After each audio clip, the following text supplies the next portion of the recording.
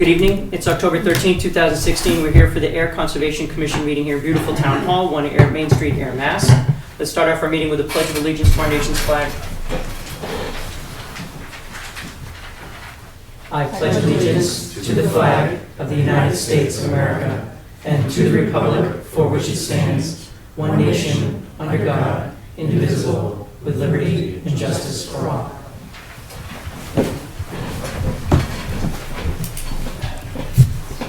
Do we have any changes to the agenda? Not that I know of. Anyone else? Motion to approve the agenda is written. So, Second. Fair to say aye? Aye. Okay.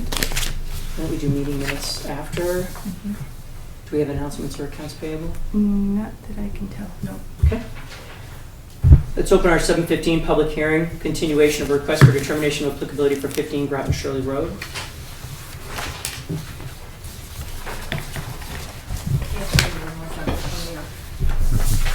Good evening. Good evening.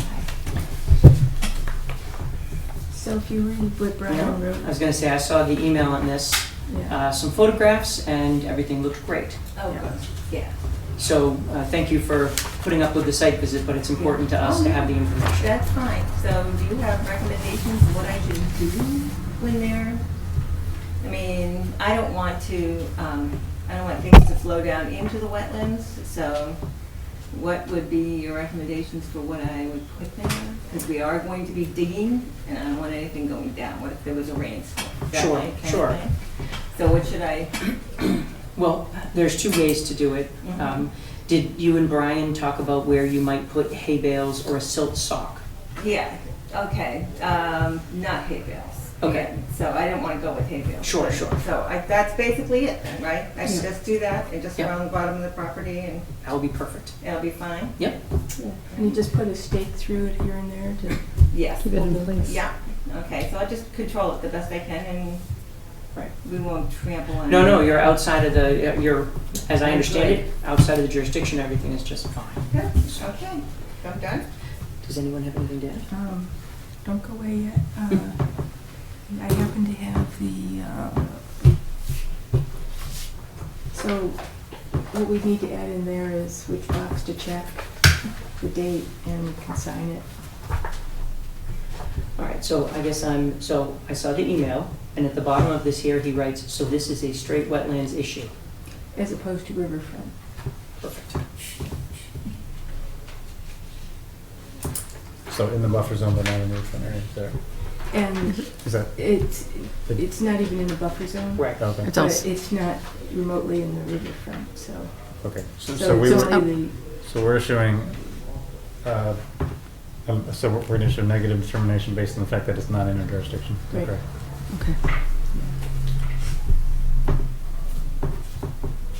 Which I think is number I'm thinking. 1. Yeah, Uh, but that says is under the protection. no, negative number. I'll look at you. Not an area subject to protection. Yeah, perfect. Okay.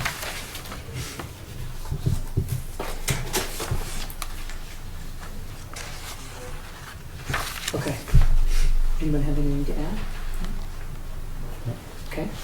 I would accept a motion to issue a negative determination of applicability, which means that the law does not apply for your project. Okay. So Negative sounds negative. It does, very nice. Second. So, Anything perfect. further? And All in I- favor, say aye. So at Aye. some point I'll get something in writing. As a matter of fact, I can pop across, Xerox it and hand it right to it.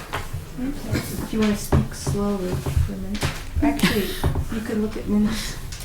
I could do that.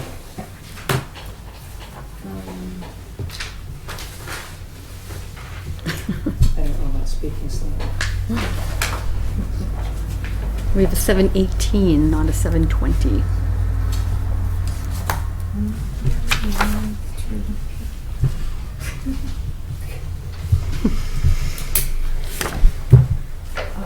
And you could do hand delivery on 10/13.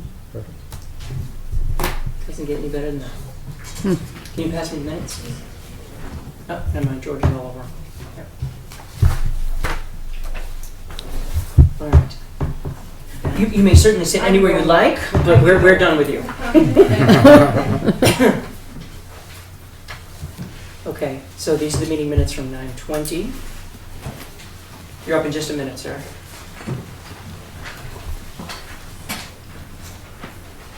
Did anyone have any questions about the meeting minutes from 9:20? Nope.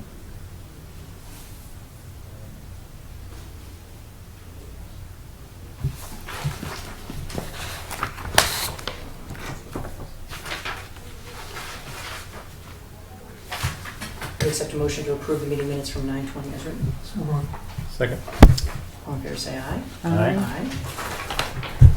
9:20, approved. Is there another one under those? There are two sets. Is that a duplicate?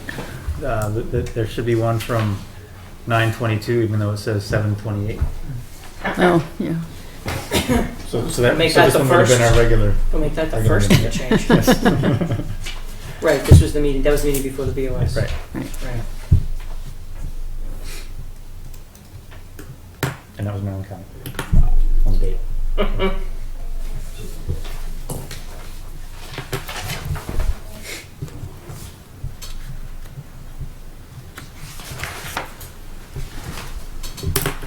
All set?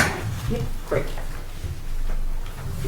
All right, I had read through these actually online, so I'm all good too. Does anyone have any changes for the 9:22 meeting minutes other than the fact that the 9:22 meeting minutes need to be labeled 9:22? I'd accept a motion to approve the meeting minutes as marked. Second.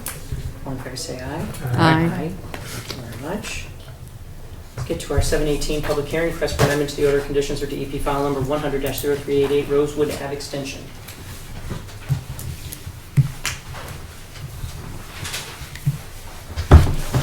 Have the green card and so on. I don't see the agents. Would you like? Well, And you need a Yeah. check. got a space set up over there for yourself. Yeah. And Brian was looking also for a check for I don't know $67.32. if there's a check in there. Let's check. Let's check.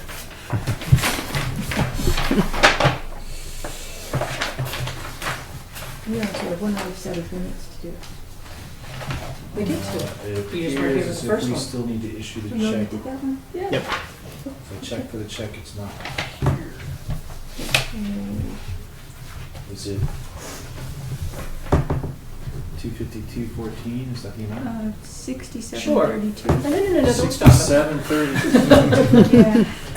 252 sounded right. That was why. I don't know what this is. Okay. So much for that Christmas card. We need to provide that.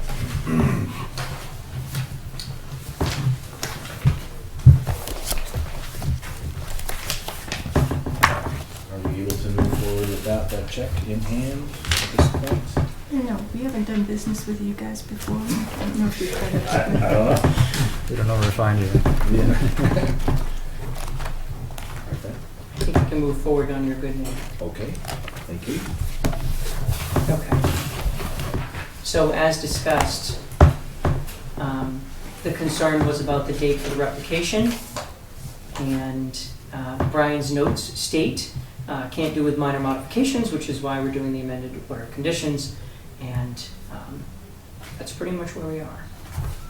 So I don't assume you have a presentation, as we've discussed it in the past. I will, however, open up to folks in the audience, because I think there are some people here who'd like to talk about it, but I would mention to everyone who's here that the original notice of intent application had been reviewed and the order of conditions was issued for the project. The change that we're discussing is merely with respect to the replication, because the weather this year prevented the replication from happening per the dates. If we had planted the shrubs during the time when the replication period was going to occur, the shrubs would have died. Didn't make any sense to kill a bunch of shrubs. So part of the discussion was to move the replication into the spring when that could happen. So that's what put us on this path. So are there folks who had public comment? Yes, I'm Susan Andres. I live at 10 Doug Road, and Ayer, and I'm in the area that is affected by this. The pond is in my backyard. We were concerned today when we saw people there chopping down trees and plants and clearing a big area at the end of Rosewood Ave, because we thought that what they said, the change is due to drought conditions which would not allow wetland plant survival, and then they went out and they killed all the wetland plants when they chopped down the trees and the brush and everything like that. It seemed not to be. Well, those are actually two different things. So actually, Kyle, could you give us a brief summary of where you are with the project construction? Sure. The project does go through several existing trees that are out there on the site.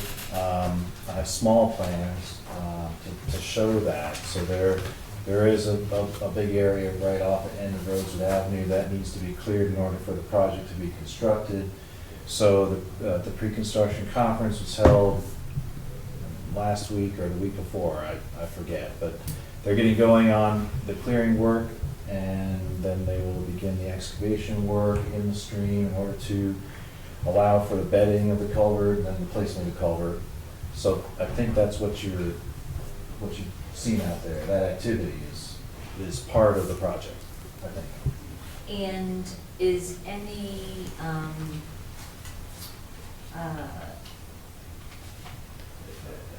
how do I want to word this? Is there any consideration to maintaining the water in the remainder of the pond while they think that they're going to take down the beaver dam and it will just drain one area of the pond? We're concerned that it will drain the pond completely.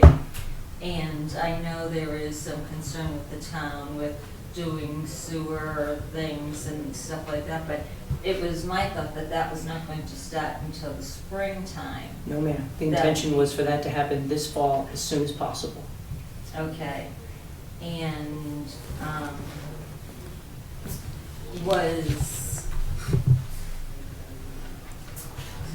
so the start date is going to be on Monday? Start date has already started. So at this point, the beginning project, as Kyle discussed, was to clear the area to make the work possible. Then the town, through the DPW, and I don't know if they've been to the Board of Health yet, do you know? I didn't see an email on that as of yesterday. I don't have word from Mark that he's obtained that yet. So the DPW superintendent, as part of his emergency action to make it possible to maintain and service the septic, the sewer, that supports the hospital and a whole section of town over there, is going to the DPW, or sorry, excuse me, is going to the Board of Health to get his permit so that the dam can be removed and that the beginning of the stream work and the culvert placement can begin. Okay, so the dam is not going to be removed on Monday? I talked to Mark today, and he said that the dam was being removed on Monday. The only way that the dam could be removed on Monday is if Mark didn't tell any of us and he went to the Board of Health already to file for the permit. Okay. So if he told you Monday, you may have better information than the rest of us who were looking for it in writing. He is across the hall. Is he across the hall? I tell you what, let's see. That's Hey, convenient. convenience. Thank goodness. Wow. Has that ever happened before? Yeah. You just leave one meeting and go to the other meeting? Very efficient. Yes. Hmm.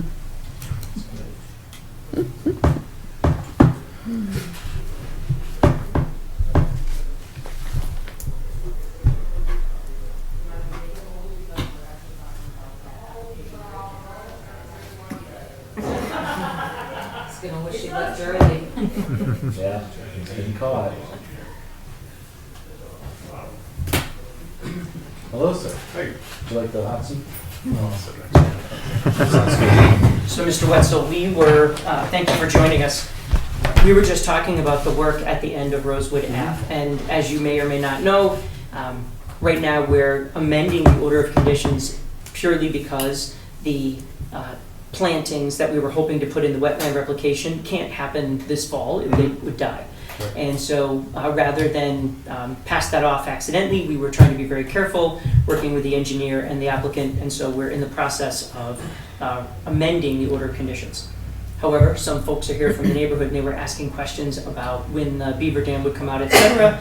And all of us had seen our email today and we hadn't seen anything, but you had talked to Susan today. Right. And we didn't know if you could fill us in on what your thoughts were. So we met on site, let's see, it was last Wednesday, Thursday, with the contractor. He'd ordered his culverts and was getting ready to start construction, but he said he was probably a couple weeks away. And I think I got an email that said they were going to start doing work on Monday. The plan is that they're going to build the new road, put the culverts in, and then take out the beaver dam. Now, there may be some issues where, because it's so dry and the water's so low, that some of the beaver dam comes out with part of that. I've applied for a 10-day permit to remove that. Excellent. And the Neshoba Board of Health is just waiting for me to say, this is what I need the permit for, because it's only 10 days. So if I got it back when we talked about it, it wouldn't be good for when they think they're going to do it. So, so I got to contact the Neshoba Board of Health and give them the updated schedule. The way it's designed, as you may know, is the water level is set so that our sewer is not underwater anymore. Correct. So it's not going to drain the pond. It's just going to lower it enough so that if we have a problem with sewer, we can get out and fix it without paddling out in our canoe. Right. I think the only thing I would say is it may drain the pond at this point only because of the incredibly drought condition that we're facing right now. Yeah. So, perfect. Susan, just one more second. So thank you very much. We were just all trying to figure out what the schedule was. Right. So that's very helpful. So, okay. Thank you very much. Did you have any further questions? I'm Susan Andres. I spoke with you Yeah. today. Thank you. The pond is not really that deep to begin with, and I'm concerned that how much further do you need to drain it to get to the sewer covers that you need to? And what is that going to look like with the sewer covers exposed? How has anybody figured out, can anybody show the neighborhood people how deep that actually is? Can they locate, is it possible for us to see this is a sewer cover, this is how much the water is going to be dropped below that? Because we're concerned that there's going to be no wetland back there after this, after the water is lowered below that. And we were talking that maybe there could be elevation of the sewer covers to allow for water to be back there. So the animal life there's a lot of animal life back there. I've had bears in my backyard, deer in my backyard, woodchucks, beavers, everything is back there. All sorts of birds, a crane, herons, everything. So if there's no water back there, all of those animals that come back yearly, I've been there for 25 years, will have no place to come back to. Well, so this actually isn't a good question for Mr. Wetzel, only because he wasn't here for the entire hearing that we went through with Kyle and the applicant. As we discussed many times, that was never a wetland, it was a stream. The only reason that it backed up and became a wetland area was the beaver dam. So, as we discussed many times during our hearings, the beaver dam will go away.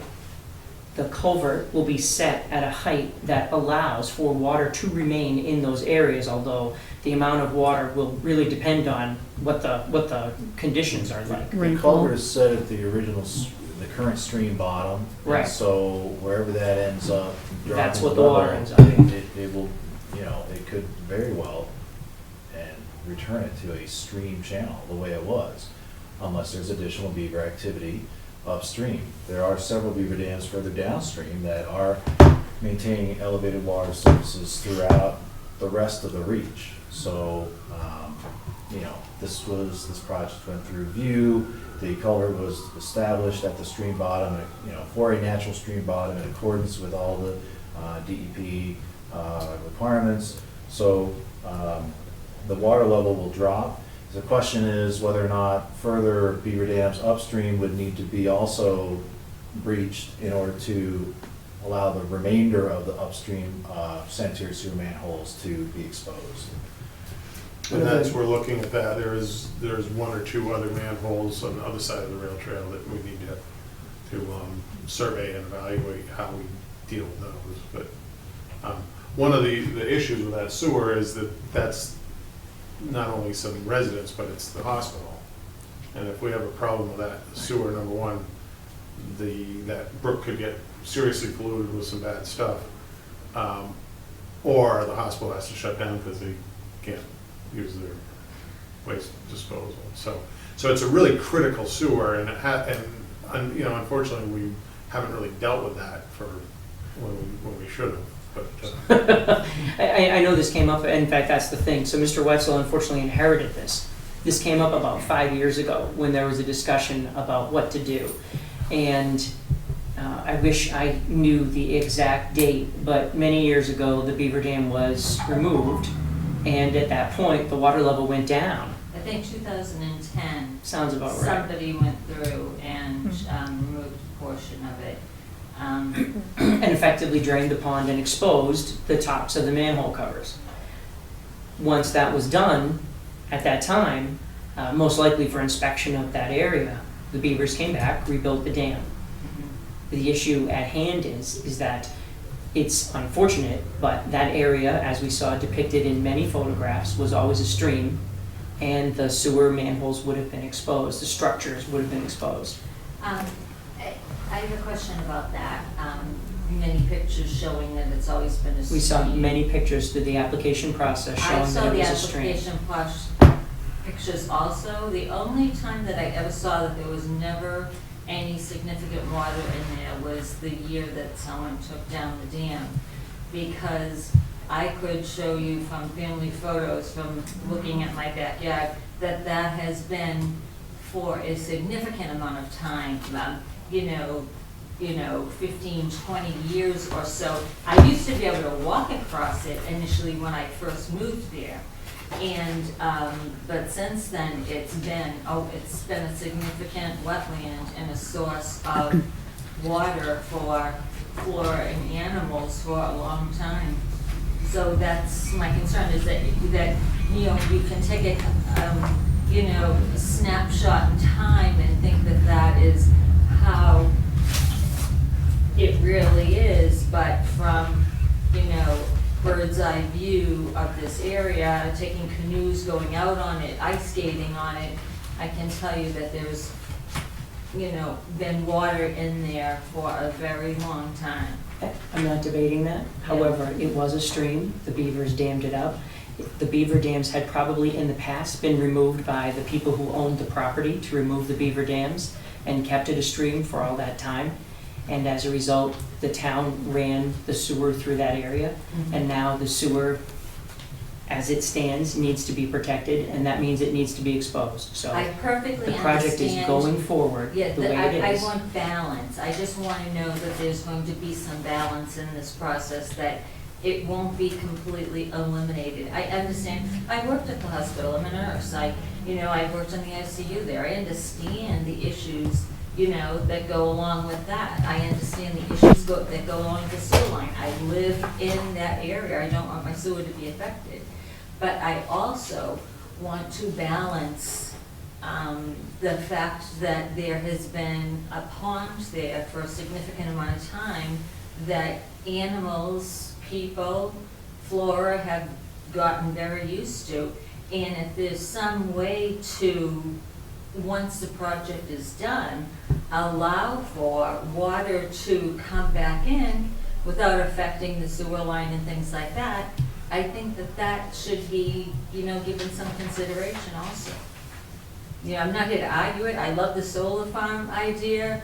I'm perfectly on board with tons of stuff in this project. I just want to protect the beauty that's back there, that all of the neighbors get from it, the children get from it, the animals get from it. I just want to make sure that there's something still remaining there. at the end of this project. And if there's a way to make it, if someone could just, think a little outside the box and make sure that there's some water left there for us to enjoy, the neighbors to enjoy, and the animals, etc., that maybe someone could give some thought to that in the process.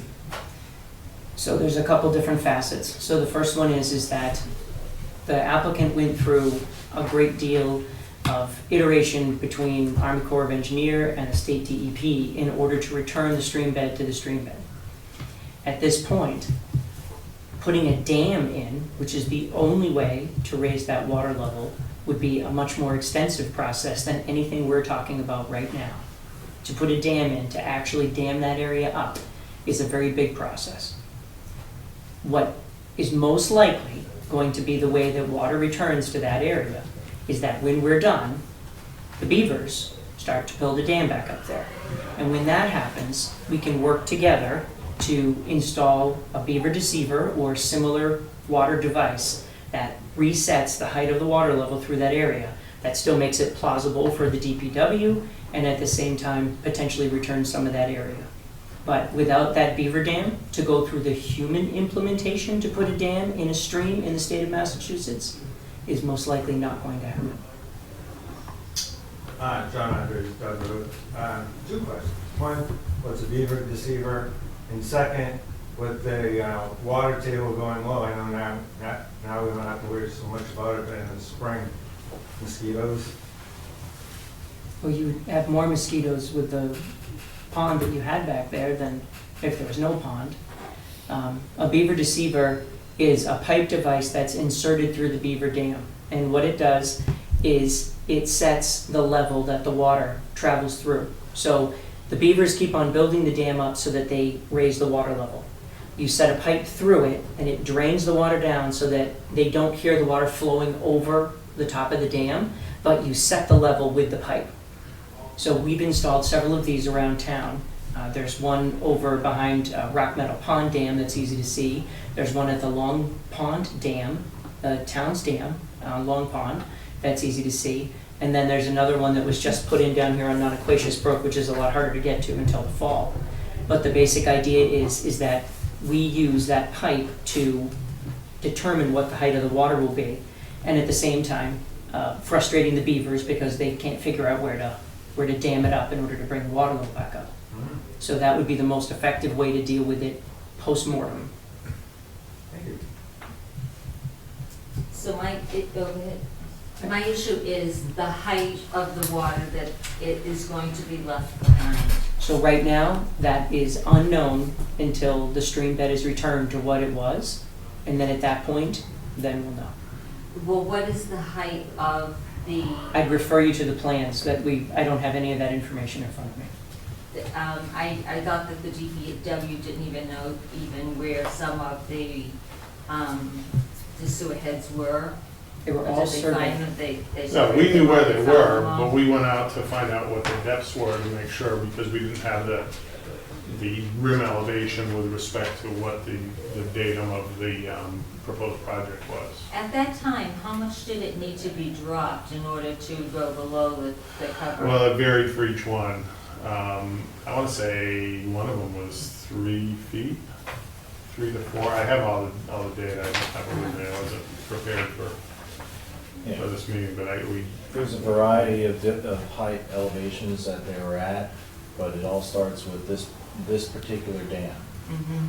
So there is what we've seen it in various photographs, and we identified it seems like there's an additional beaver lodge at a constriction that's just upstream from this. Yeah, it only takes a certain portion of that area too. There is an area beside it that is open for water flow to come through. That dam, that secondary dam does not go completely across. I've been out walking it, and so my concern is that though they might try to preserve some of the water with that secondary dam, I'm not quite sure that goes all the way across.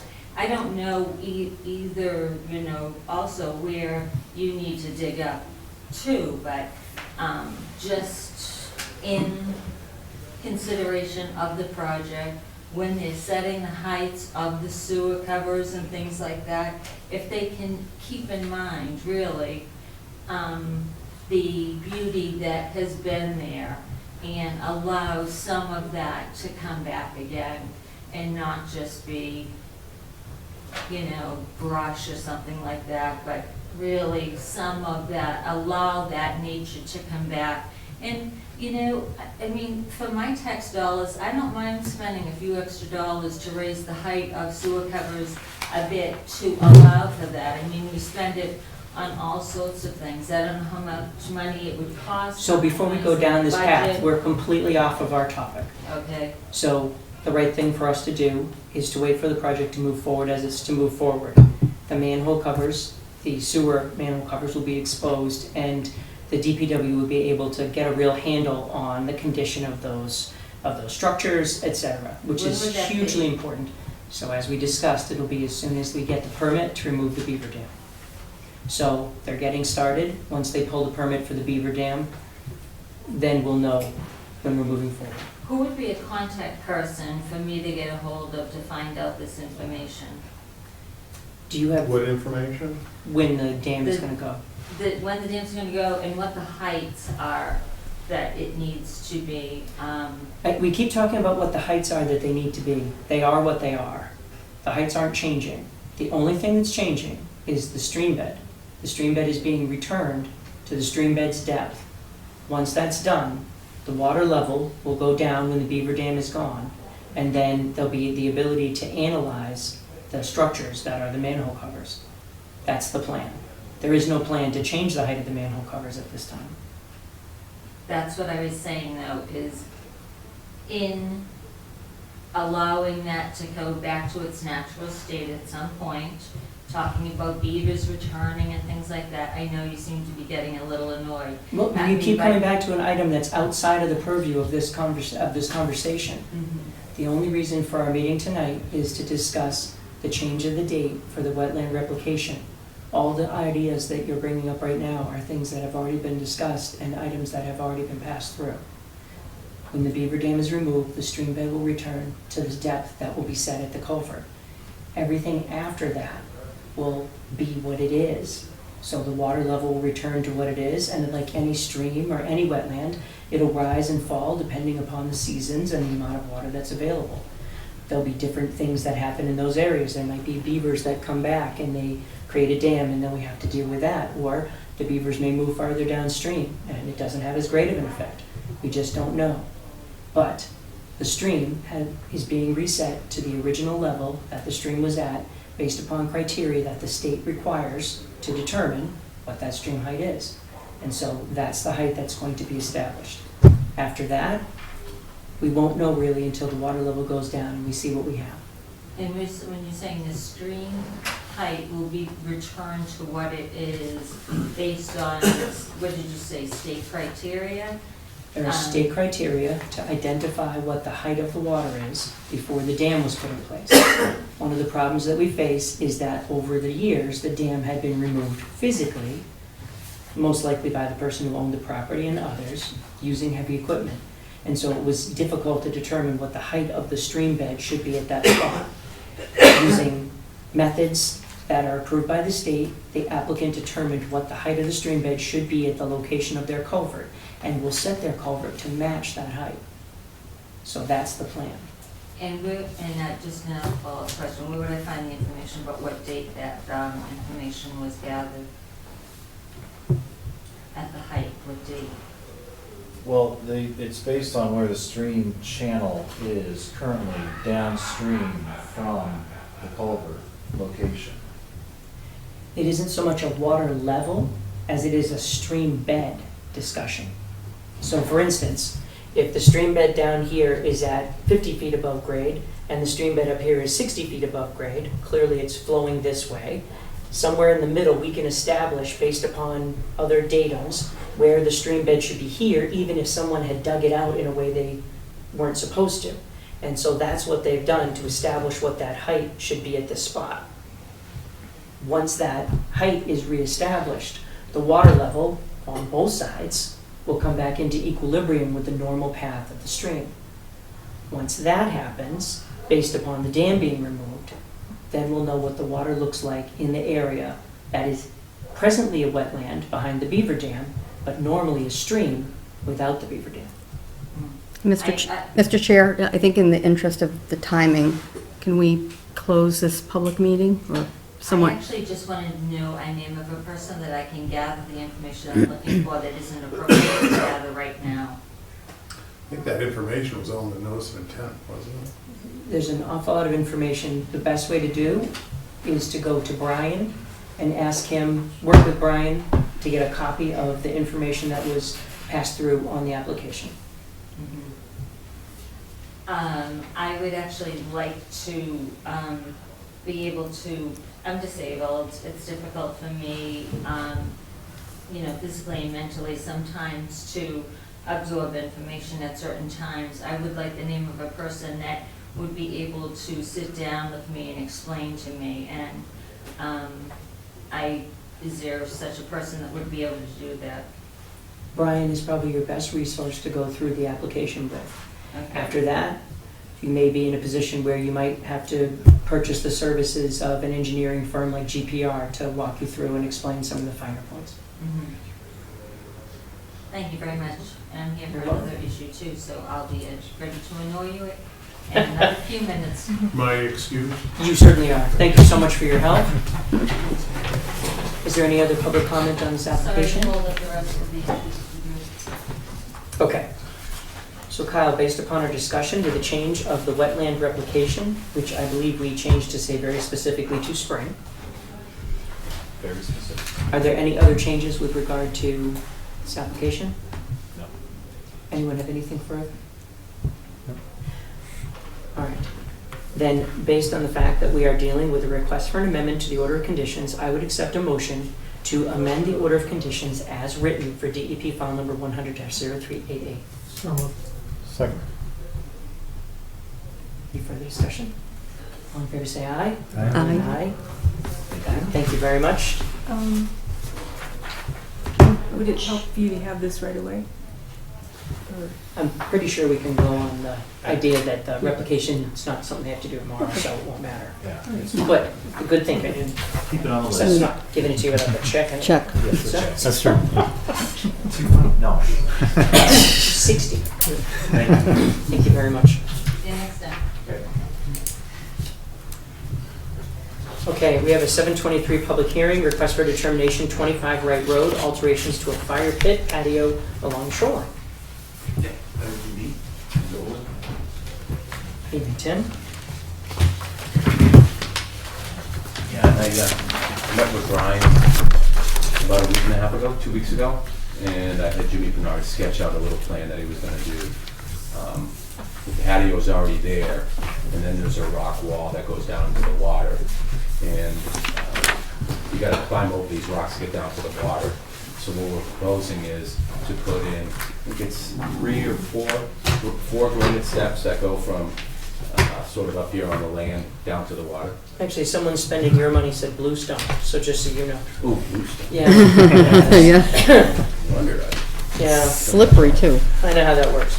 As well as, Brian suggested that we address some of the runoff things, and he suggested a number of different plants to actually put up on the sides to make sure that the runoff is not coming around and going out into the water. So what Jimmy's proposing is, he was looking at 3 different plants. One is a winterberry, the other one's a bayberry, and the other one is an amelastia type of a plant. And they're supposed to be, I don't know, water absorbing. How do you spell that one? It might have been a spelling thing on my phone, but let me tell you exactly what it is. Is it a rhododendron species? AMALACHIER.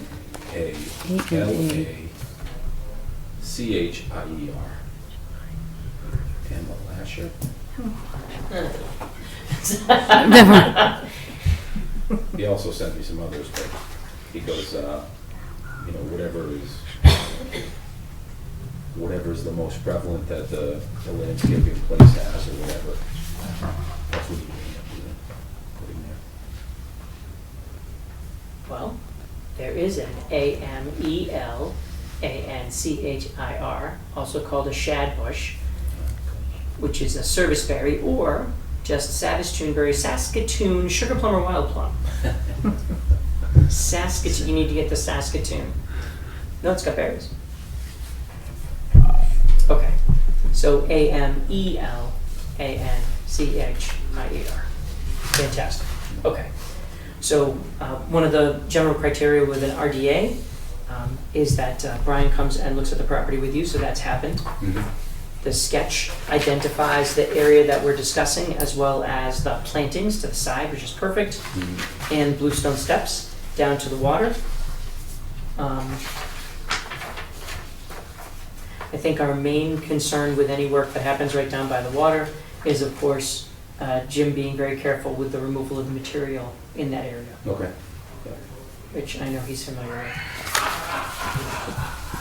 Even if Chuck thinks it's funny, it's not. It's crucial that it gets done properly. Is there gonna be a railing or anything? Yeah, something that was one of the things I was gonna ask you. Railing? Railing. Yeah, having a step down, 4 steps. Would you prefer, what would be more preferable? Would it be a wooden railing? Would it be a metal railing that goes down there? Is there any? Well,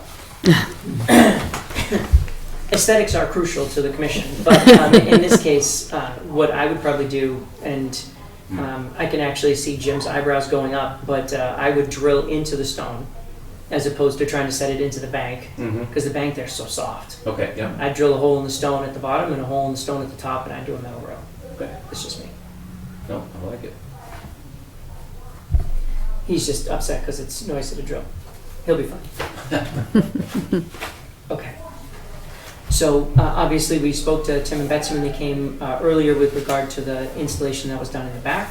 This is certainly relevant to that and effectively improves the situation, part of the situation that we were concerned about. So this is great. Jess, did you have anything further? You don't happen to have a check for $59.16, do you? I did give it to Brian when I came there last, and that was to be able to put it in the paper. Okay, yeah, so Yeah. you already, okay. Yeah, when I came last week. We're trusting you. You know where I am. Do you have anything else? Oh, and when do you plan on doing it? I think he said he was gonna, if all went well tonight, he said he'd get there next week. Okay. Perfect. Although, probably gonna rain next week for the first time ever. Yes, sir. Okay. Sir. Plantings this year or next year? I think the plantings are this year. Yeah, because I think they didn't want any more erosion. And being in the fall and everything like that, he was saying that it's a good time to actually grow the plants. Yeah, yeah. One of the benefits that Tim and Betsy will have too is that they can water the plants as opposed to the plants out in the middle of the woods. That's So, right, that's right. Yeah, let's skip a little, Yeah. right down the pond. That's right. Go on You then. jump right in. It's gonna go right back into the pond. Yeah. Really doesn't want them to die. Yes. Okay. If there's nothing further, so we very much look forward to getting started. Please let us know when you finish, Yep. so Brian can go take a peek. Sure. You got the paperwork? Beautiful.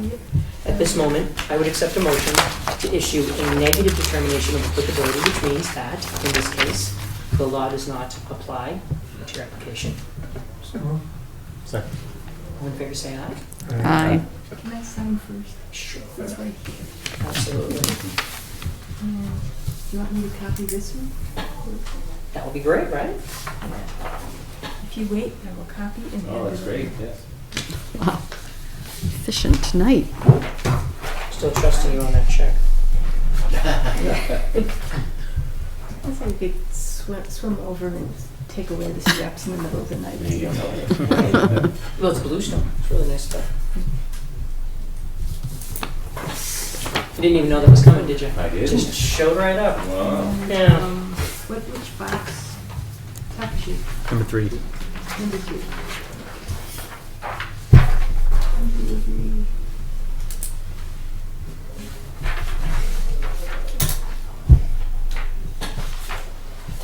You can check it next time you go by. Or my fans. Oh, I'm stealing by thunder.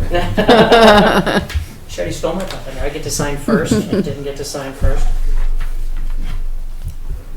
Wonderful. Okay, so you've delivered the check to Brian already? Yeah. Great.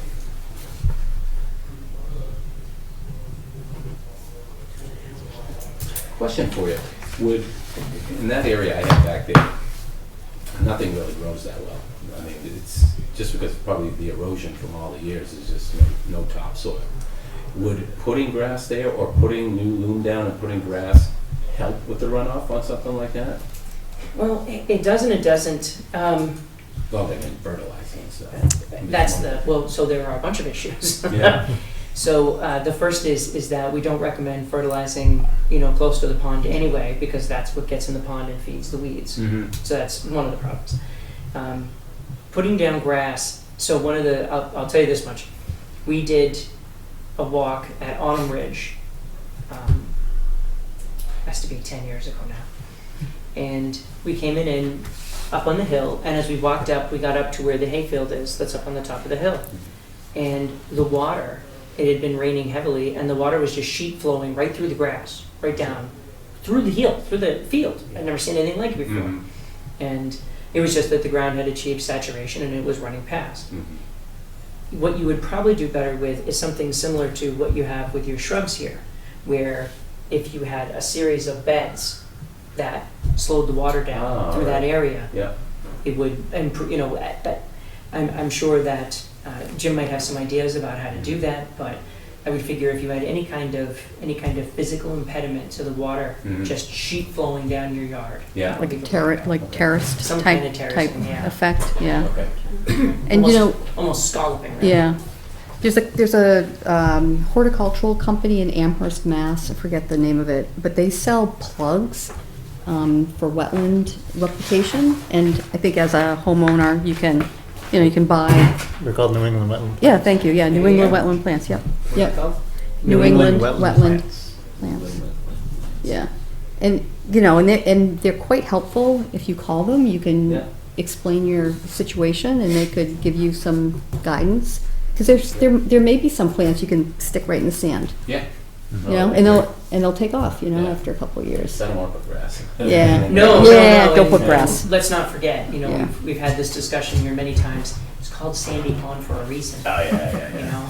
It's Yeah. just not a lot of soil around Sandy Pond. Go Yeah. figure. Yeah. So, all right. Well, thank you very much. Let us Thank know you. when you get finished up. Yeah, appreciate it. Have a great night. All right. Let's open our 7:33. We have a public hearing.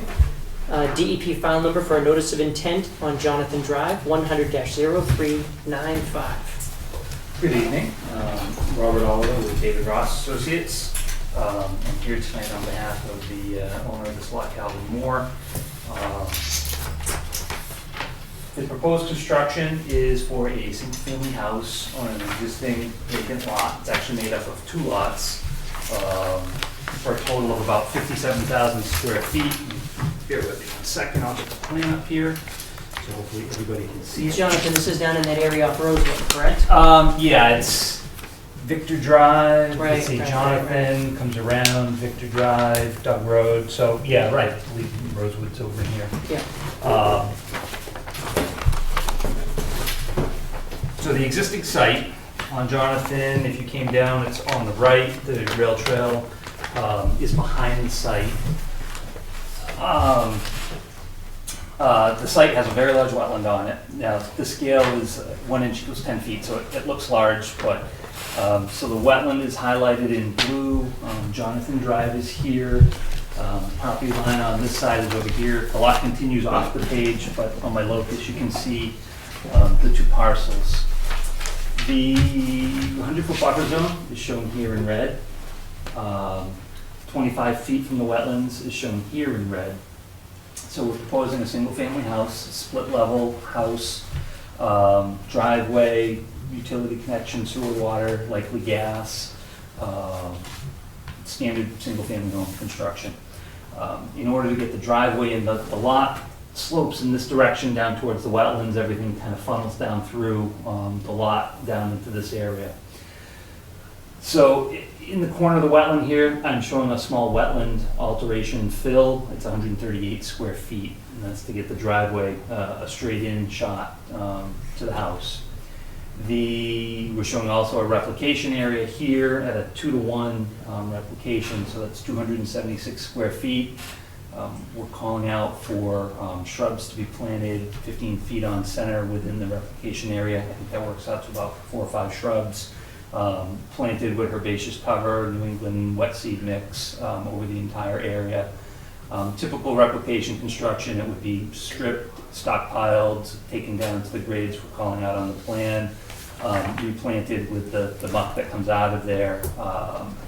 So we have a sequence of that on the plan. We're showing a stockpile area outside of the buffer, well, not outside the buffer zone, the entire site's in the buffer zone, outside the 25-foot setback in the corner of the lot, inside the limit of clearing. We're trying to minimize the clearing as much as possible. Again, this is 10 scale, so everything looks big, but it's, we have a 10-foot deck off the back of the house, and then probably maybe an additional 15 feet of clearing in the back. As I said, the entire lot, at least the portion, well, that continues on down to the larger wetland system out, which grows with that whole area. So there's a small buildable lot, envelope on the lot in this area. In addition to the house and the driveway, we're proposing a stone trench along the driveway in the area. The way it's graded, there's a low point here where the tip of the wetlands comes up. So we're draining everything to a stone trench, just to provide more, if anything, just to grab the runoff off the driveway before it goes off into the wetland. So that's there just to sand on the driveway, pick it up if we can get any recharge as a secondary benefit. That's great. Although it being right next to the wetland, I doubt the soils are too inclined to recharge anything. So in the green, I'm showing basically the limit of clearing outside of the replication area on the other side of the driveway next to the wetland. I'm saying that would just go wild. You wouldn't need any lawn over there. So to clear, we clear to get into the replication area and then replicate that area and then let the rest of it outside of it go natural. I'm showing erosion controls with straw wattles and silt fence, basically to envelop the entire work area on the downhill side and in back. And then in addition to those, I've shown a barrier around the replication area as well. So to protect the replication area from the construction side, and then to protect the wetlands from the work in the area, the replication area. So that's it. I'm certainly answer any questions you might have at this point. Is there a reason why the driveway is on the wetland side as opposed to the other side? Yeah, because of the grades in the lot. Because it's grading in this direction, what we did was we used a split. So we have a garage at the lower level of the split, and then the grade could come up across the front of the house. We did talk about flip-flopping it, so the driveway would be on the other side. But what that does is either creates a large earthwork cut here to get a driveway in, or a fill on this side so we can raise the house up and work with the grades. So while I understand we have a wetland fill and I generally, if it can at all be avoided, I will. But trying to balance the small buildable area on this lot in grading and earthwork, we kind of came to the conclusion that this was probably the best overall for the lot. Yes. I just was reading Brian's comments in terms of, the number of times replications fail and that replications should be avoided where possible. So I have the same feeling. I think what's going to be most important is to see it staked out during the walk. Okay. And the main reason is that according to this plan, you have 5 feet between the corner of the foundation and the wetland. Which that's actually an overhang. That's a little misleading. So this may be 6 or 7 feet. It's not much more. So are they hand digging the foundation? No. Okay, so that's not possible. So therefore, at that point, at this moment, I can tell you right now that that is not an application that we would accept.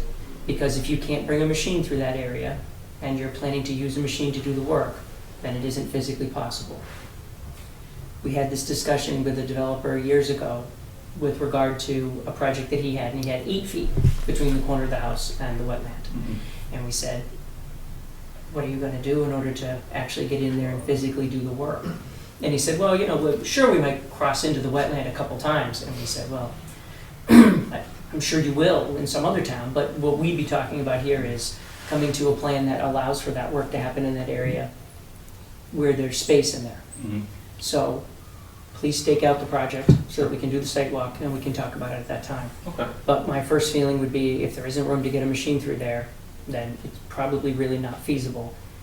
At a minimum, you'd have to show something on your plan, which would be fill and replication.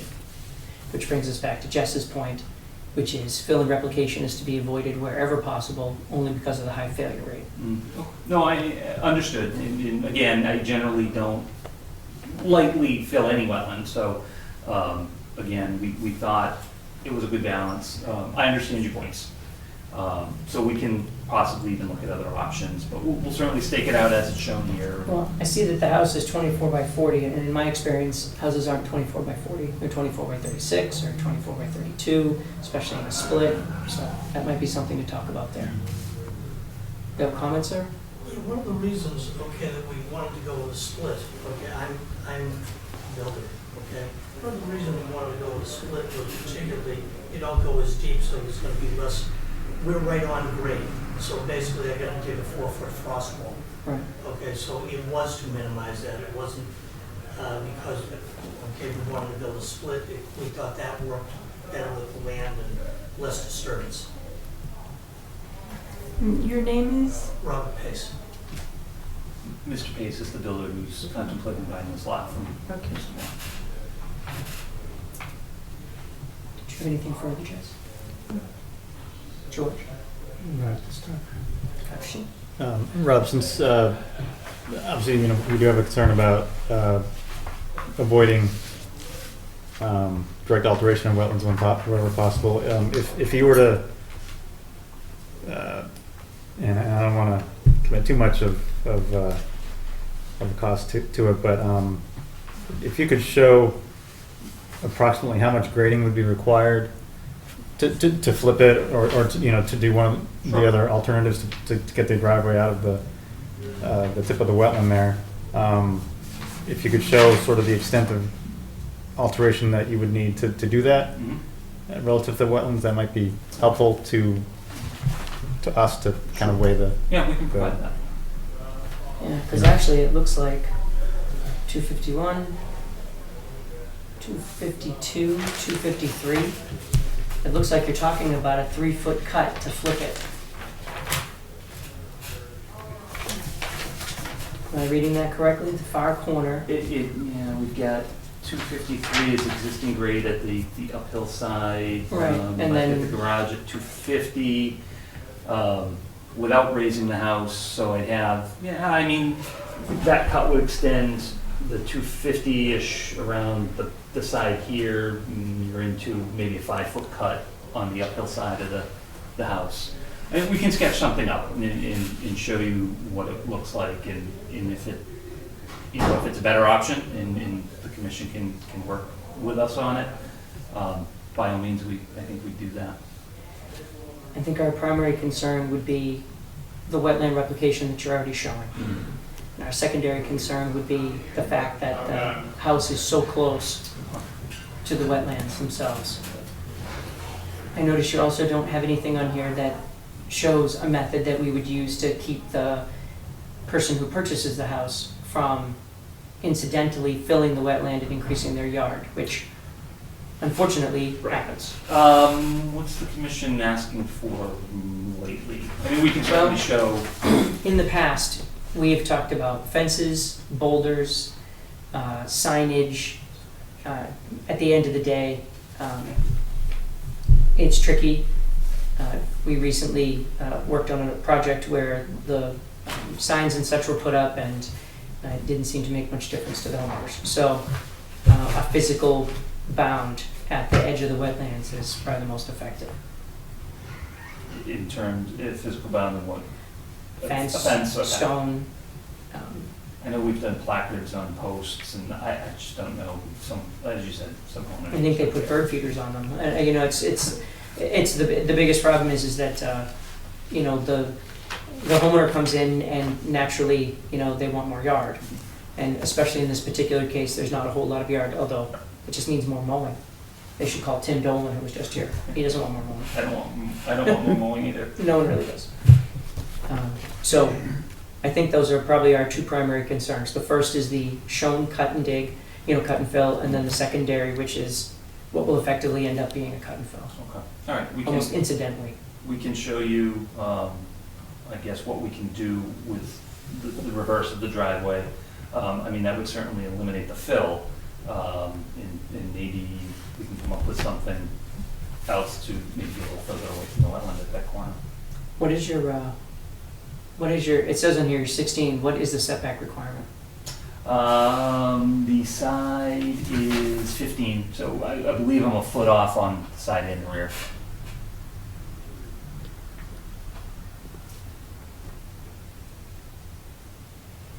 Well, for the purposes of your discussion, as you folks go back to talk about it, I can just tell you that 5 feet is not enough space. A lot of towns have a 25 or a 20-foot no-build zone for a reason, and that's a big part of it. So, okay. There's nothing further from the commission. Susan, did you have any comments? I do actually. I live right at the corner of Doug Road and Jonathan Drive, and I'm just confused as to the layout of everything. Maybe if you look in the map in the top right corner, does that help you? Where is Doug Road? That road is up here, so if you continue down Jonathan, where it takes the turn onto Doug, is much further down at the end of this lot. This is actually 2 lots combined, but they extend all the way down to Doug Drive. And where is the rail trail? It's Right behind the Out house. behind the house where it Right says behind, Boston yeah. Main Railroad. Now, there's a small cut that people walk from Jonathan Drive to the rail trail that I heard was an easement. Where is that in relation to this? It's shown basically along the edge of the green, I can point to it, it's right here. So There's a path. Is that an actual easement? I have not seen any evidence of one. this was just via the mailman. Well, I doubt he Delivers uses all it. news. I doubt he uses it, but I do, actually. But, And I understand, the survey records don't indicate any easements. okay. and Susan, not to be rude, are you familiar with the difference with how an easement works? Well, an easement allows the town and utilities and things like that to be able to go on. The holder of the easement, right? So an easement is granted to someone, and then that person can use it. Hardly ever would an easement be granted to the neighborhood. So even if there was an easement, it wouldn't be for the people who are using it. No, I didn't mean for us. I know the man that owns the land that's right there, he lets us walk through. The fire hydrant that's on Doug Road and Jonathan at the corner, is that much further down here? Yeah, it's at least another 150 feet down from where the plan kind of cuts off there. Oh, okay. We were under the impression that this was going, that when it came to us in the mail, we thought it was going to be the lot that was on Rosewood Ave, where Jonathan and Rosewood met. When we got notification, it seems like I'm much further away from where this property is being built, so that's why I was curious why I received notification. Right. If it seems so far away from my home. Well, we have to notify everyone within 100 feet of both lots that comprise what we're doing here. So perhaps from the eastern end of this property all the way down at the end of Jonathan, if you're within 100 feet on Doug Road, you would have gotten a notice. I see why, because they're considering part of what we consider Doug Road here, that's Scott's house there, John. They're considering this Jonathan Drive. We thought Doug Road.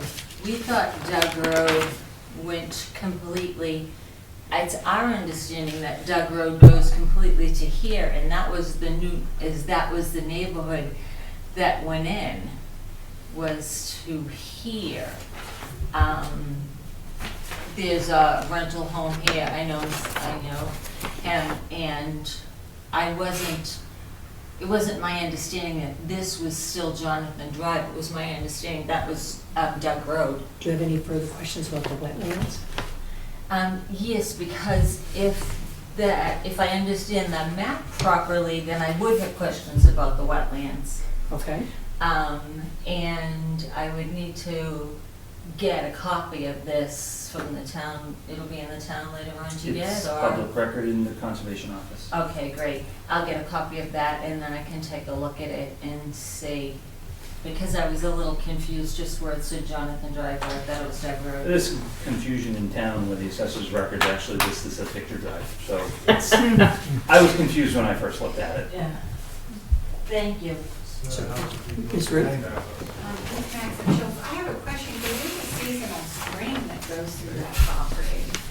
I think, if There is, that's the yes. right property. There is So a- there's a cut where people go, but a lot of times right through that seasonal stream. So- There's an existing ditch from the railroad right at this location, right in here. It's not a stream, it doesn't have wetlands bordering it. We looked at that specifically. So it's really a drainage ditch from the rail bed. But it does have water in it sometimes of the year, I agree. Oh, yeah, quite often. And it's actually from the property then is going to be built on the other side, it's drainage for that, because it drains quite frequently on there. It's wet So most of the time, it's wet. Yeah. most of Has the it been time. wet this summer? It was so dry. Was it wet this summer? I didn't get back there this summer. So I don't know. My husband says it was wet this summer. He walks there with the dogs and on leash. The stream that's over. Gonna get an argument out of me. The stream that comes through the Copfield land that's going to be built, Mhm. that's partly, that partly drains into that. So as long as that's wet, then this is going to be wet, and that's wet very often. Well, we're gonna have a site walk, which is our next order of business, and we'll take a look at that when we're there, so thank you for letting us know. All right. Is there any further comment from the audience? I just had a quick question, the blue line, the pond that they're gonna drain, No, this is not a pond, this is actually just a wetland area. There's no standing water. And it's a vegetated wetland. It's not connected, I think, to what the earlier conversation was discussing. It's part of the larger wetland, overall wetland system in Is that that- area. actually on Doug Road? No, this is Jonathan Drive. That's the confusion. Oh. I think it is. It actually, when you do the site walk, you'll be able to see that it's significantly wet. You can't go probably maybe 5 feet back without needing boots because it's that wet. Well, now I know what to wear. Yes. And long pants, there's a lot of pricker bushes. Yeah. And that's the best part.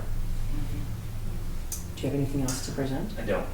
Okay. You don't happen to have a check for $81.60, do you? I don't, because I don't think Brian ever let me know. he Jack, you needed are one. just as driven. Wow. Driven on the money tonight. Wow. As I think earlier you allowed another engineer. Whoa, wait, hold on. Oh. You set your Just precedent. throwing that out. Jess, how much was it? $81.60. 60, okay. That sound right? Sure. He said a lot in the email. Okay, so at this point, obviously, we've expressed our concerns. We'd really be looking for the house to be staked and the driveway to be staked for the site walk. I'm assuming that's probably not something you can do for Saturday morning. No, in fact, I can't be there Saturday, so I don't know if the following Saturday. Just blame it on the surveyors. Going way too far there, man. Surveyors. See how quick that rolls off the tongue? It looks like the 22nd actually works. For me, anyway. Yeah.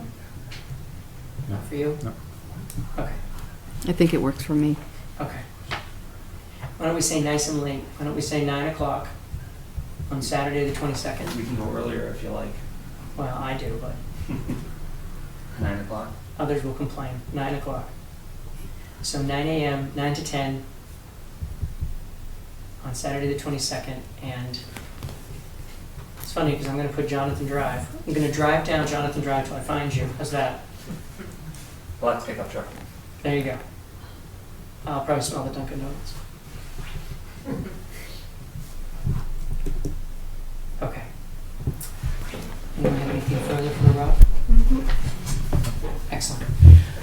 Thank you very much. We look forward to seeing you. So at this time, I would accept a motion to continue this public hearing for DEP file number 100-0395. When is the next hearing? Date certain is October 27th. Second. Will letters be sent out to the abutters again, or do we just have to meet? No, ma'am. Yeah. This is how you find out. It will also show up on the town website, and it's posted outside on the kiosk. Okay, so we have a motion. It's been seconded. All in favor, say aye. Aye. Thank you very much. What happens to people that are disabled that aren't able to physically come to a meeting and have a comment or something like that? I guess I'm not sure. Do you mean as far as like an ADA can't get in the building, or just aren't able to attend? Unable to attend, have bone surgery in my spine, and they won't be able to attend some of the future meetings. So I'm not going to be able to. I can see it on TV. I watch it on TV all the time, generally. People tell us they love our show. Jesse, you need to speak up.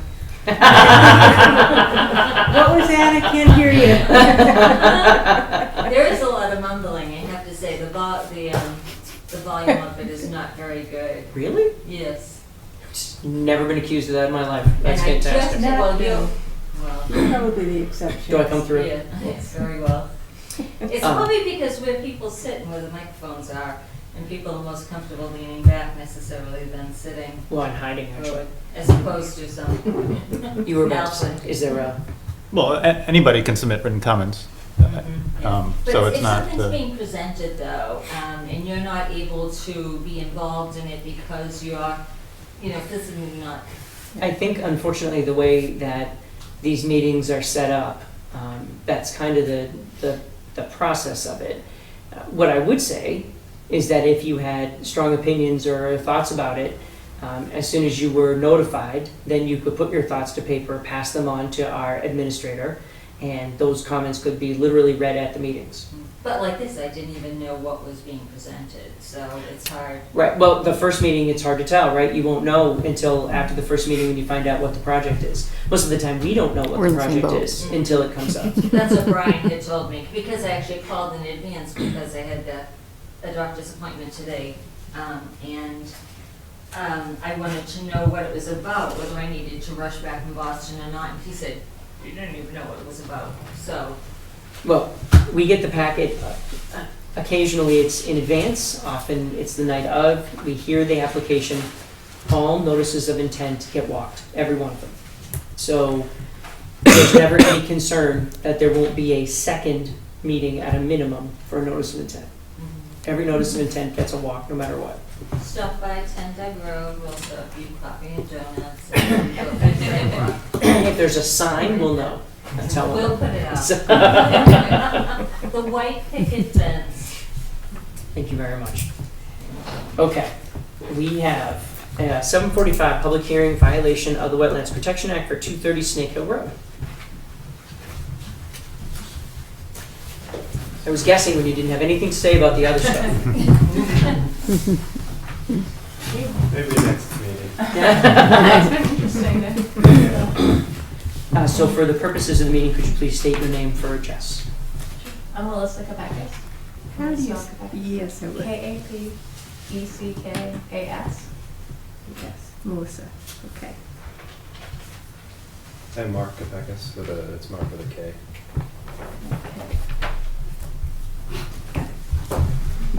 Okay. So oftentimes, Brian either gets notification or is on a drive-by and he notices some work that's happening.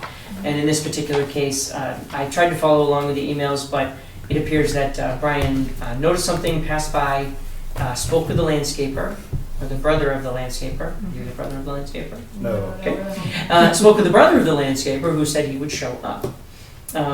And had arranged for erosion control and plans to be sent along. Do you have any of that paperwork?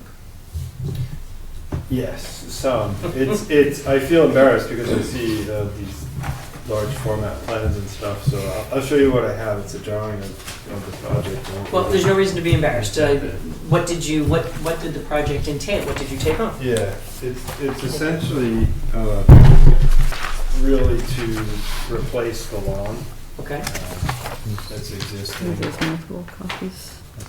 With the pond, so we talked about sandy pond and the soil, and so it's nearby sandy pond, and the soil there wasn't very good. So when we set up the plan, there was a removal of the vegetation and some of the soil in the area, so that we could get a lawn in that we could maintain. We have greyhounds, so we hope to put a fence in the backyard for them to run. There's several stumps that are in the area that were left by the previous owner that had cut down a lot, so we're hoping to get those We just taken moved here care in of. July, so. Yeah, we just moved. I mean, and part of the embarrassment is to show up with the potential violation of the Wetlands Protection Act for us is it's staggering. We never thought we'd be in any kind of position like this. We weren't aware that we needed to do anything in advance, and we care really deeply about the pond, which is why we were really excited to move there, and then getting letters of violation, we didn't know. So The good news is the jail cells are comfortable. Well, it said 2 years of prison, and it was frightening. It's frightening. Did he throw that out? Did he throw that out? Because we told him to say 10. Yeah, and we added it up, and so anyway, the point of it is I'm glad to be here so we can do it correctly and talk with you guys with what could be impacted and what we need to do it right, because it just seemed to us like taking out the lawn, putting in new lawn and a fence, and then some drainage like for the gutters and stuff, but obviously we have to do the right process. So I don't want to say I'm glad to be here, but we're not like unhappy to be here. Just so we're going to figure out like the right way and don't go to prison. And I know that is a possibility because I did read the references. Or pay Jess lots of money. Yeah. So, Or give her a big check for violation. Well, let's start at the beginning. Sorry. So help me to Well, you're getting understand the checks. 230 Snake Hill Road. So where exactly are you? So it's across the street from the pond, Snake Hill Road and Pierce. You'll see on the little diagram, it's at the corner of Pierce and Snake Hill. Yeah, I can't picture Pierce. You remember a couple years ago, 2014, the lot across the road from the pond that had all they clear cut Pine trees. the pine trees. That was like summer. It wasn't a That couple was- years ago. No, That was- it was 2014. It was before Becky left. It was later than that. Are you talking about the one that they cut all the pine trees down just this year and you got all upset? That was this year. No, that might have been It previous was- it because was there's a previous- lot previous of home. There were large multiple trees. large Is this pine that trees on house? this property. Yeah. Yeah. Okay. Yes, That yes. It was the house. Was it this summer? No. It was literally this spring or It wouldn't have summer. been the summer, we No, it was a purchased year the and a home half. In July? In May, we closed and we moved in July. I think it was about a year and a half ago. They spent a year renovating, from what I understand. Yeah. Yeah. No, this is way bigger than this. This is, it's very nice that you people are here. No, this is way bigger. I'm telling you, those trees, it was this year. No. All right. Well, I don't know the timing. The trees were- we weren't there. I do know though the big pine trees, whatever was cut, there's some large stumps, which Right, a right. few of them. It sounds like it was the same. It sounds like Yes, yes. Yeah, and these were the house actually originally had, some of those trees were right up against the house. Yeah. And, but then there were others all around that got taken down, which somebody who's a tree lover at the time had gone. And others who were pragmatic and said, They were too close to the Yeah. house. Too close to the house is too close to the house.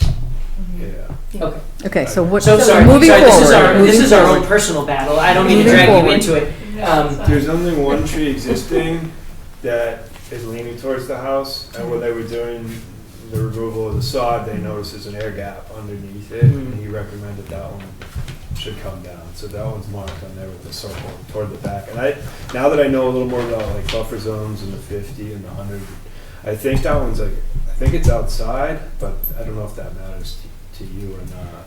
Well, so let's start with what the criteria is. Yeah.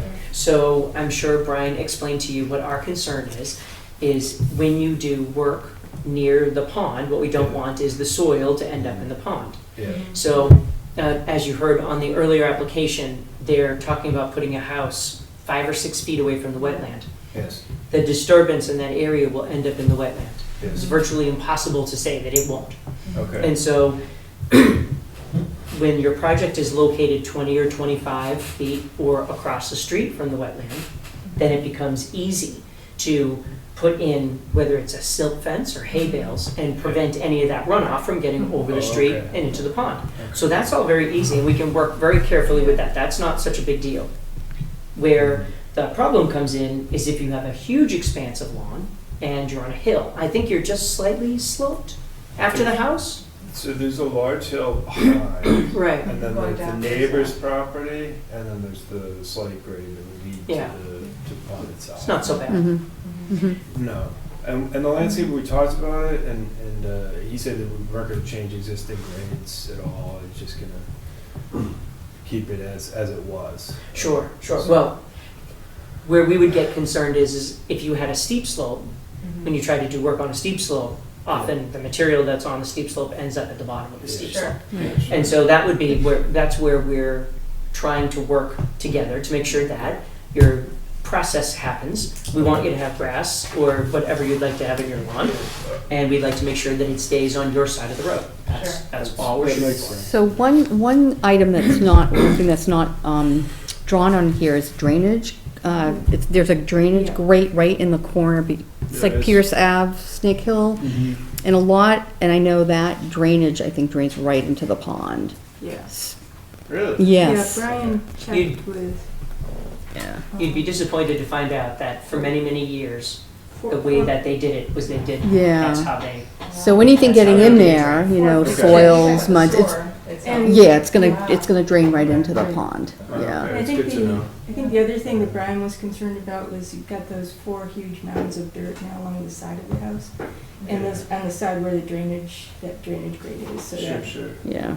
so unfortunately I can't put this up on the big screen, but yeah. if you want to pass that down, this is exactly what you would be worried about. So you can see where the sewer grate is right there, and not 2 feet away from it is a very big pile of dirt. Right. So there's a couple things that you can do. Yeah. The first is you can put a silt sock or a silt fence along the edge of the yard so that done that. that material doesn't get down. They did put those in today. I Oh, actually great. did not notice if it was which side of the drain it was on. Well, the other, Yeah, I wrapped around. I drew it on one. Yeah. I drew it on yours. I was gonna say, I don't have a grate on mine. I drew the scribbly lines as where they put it, but we have some photos. So I can show it for you too. I know it's not Okay. the best, but it just happened today. Yeah, I think, yeah, It's like down this, they put it. they Yeah. put it I here, tell you what, Oh, front of good. the house. They put it right here, they doubled it. This is around the here. side where that Oh, grate is over okay, here. okay. So, the- You can pass around by so if I can, so it sounds like we're in a better spot than we thought we were. Before you get to the grate. So is it on the You want op? the wobble So- to be before you get to the grate, before the dirt would get to the grate. Right, to catch anything. To catch anything, yeah. So why don't we do this? Are you around on Saturday morning? Yeah. Okay. So I don't know if anyone else is interested, but if we pop by at 9 o'clock and we'll just take a look at it. So I guess I'm very pleased to say that if you've got the wattle in, are the piles of dirt still there? Yes. Yes. We didn't touch We haven't anything done any after work the since letter. the letter. So if the wattles are in, that's the first step. The second step is we're gonna work with you. A lot of folks will take the manhole cover out, the grate out of the manhole, and they either put fabric in, and you've probably seen these, they're made Specifically, it's a yellow, looks like a heavy-duty canvas slash rubberized product. Yeah. Sits down in it and it just prevents any soil from getting Okay. through. Hmm. You can also do the same thing by surrounding it with hay bales, and it's probably a lot cheaper. So we can just catch up on Saturday morning, we'll walk through it. I don't think we're looking at any heavy rain between now and then. If there's something that the landscaper can do now around that, great. And you just want to tell us to do that, if we can get it done before Saturday. It would be we'll do great if you just wrapped around it with either hay bales or the silt fence, the silt Okay. sock, excuse Yeah. me, to provide an extra layer of protection. Your yard isn't very sloped. The piles of dirt are, in general, pretty far back. If you can move the pile that's closest to the sewer grate away from it, let's call it a storm grate, because it's not a sewer grate, it's a storm grate. If you could move away from that, Oh. that would be hugely helpful. Okay. So I'm assuming, I don't have any problem if the silt sock is in place with him spreading soil tomorrow, if you can get him to come back. So Oh, if he really? was spreading soil, especially if he broke down the piles that are closest to the road, that would be the most advantageous. Yes. Ideally, I'd like it if there was the material still piled up because they hadn't removed everything. They Sure. had ripped up. It's all ripped up now. So it'd be best to me they can get that out because that's in the back, and that way spread the soil back through, because some of those big pines that are still there, the roots are exposed. So Sure. I don't want those exposed, especially when we start getting rain. Mhm. So it would be good, to me, it's good to get that done whenever you say it's the time. I would like to So do as that. long as the silt sock is, so again, we're not trying to hold up your project. Okay, So we're not gonna get any heavy rain. The silt sock is a good protection. You're across the street from the pond. If you were on the pond, this would be a very different conversation. So you're across the street from the pond. So please just work with your contractor to surround the storm grate so that any soil that does run off, which is unlikely, doesn't end up in there. And then if you'd like to spread soil behind the silt fence, that's fine. Okay. And then we'll come by at 9 o'clock on Saturday morning, yeah. and we'll just go over, what we're trying to accomplish and what you're trying to accomplish. And we Okay. can talk about stump grinding and that kind of thing, and go over all those things before you get going. Okay. Should we have our landscaping contractor meet us if he can? I don't have any problem with him being there, but I don't want you to have to pay for him to be there if he doesn't need to be there. I'm pretty sure, based on what I've seen in the photos, it'd be very simple. Okay, that sounds good. If you feel more comfortable having him there, please do, but. Yeah, more just to think like, are there questions that we have a difficult time answering because we don't have the expertise, but Right. if you feel like. I think what's really gonna happen, number one, knowing you're across the road. Number two, knowing that the front yard is not pitched in a heavy way towards the pond. And number three, knowing that we're not gonna get any rain until Monday or Tuesday at best, means that all this is under control for now. Okay.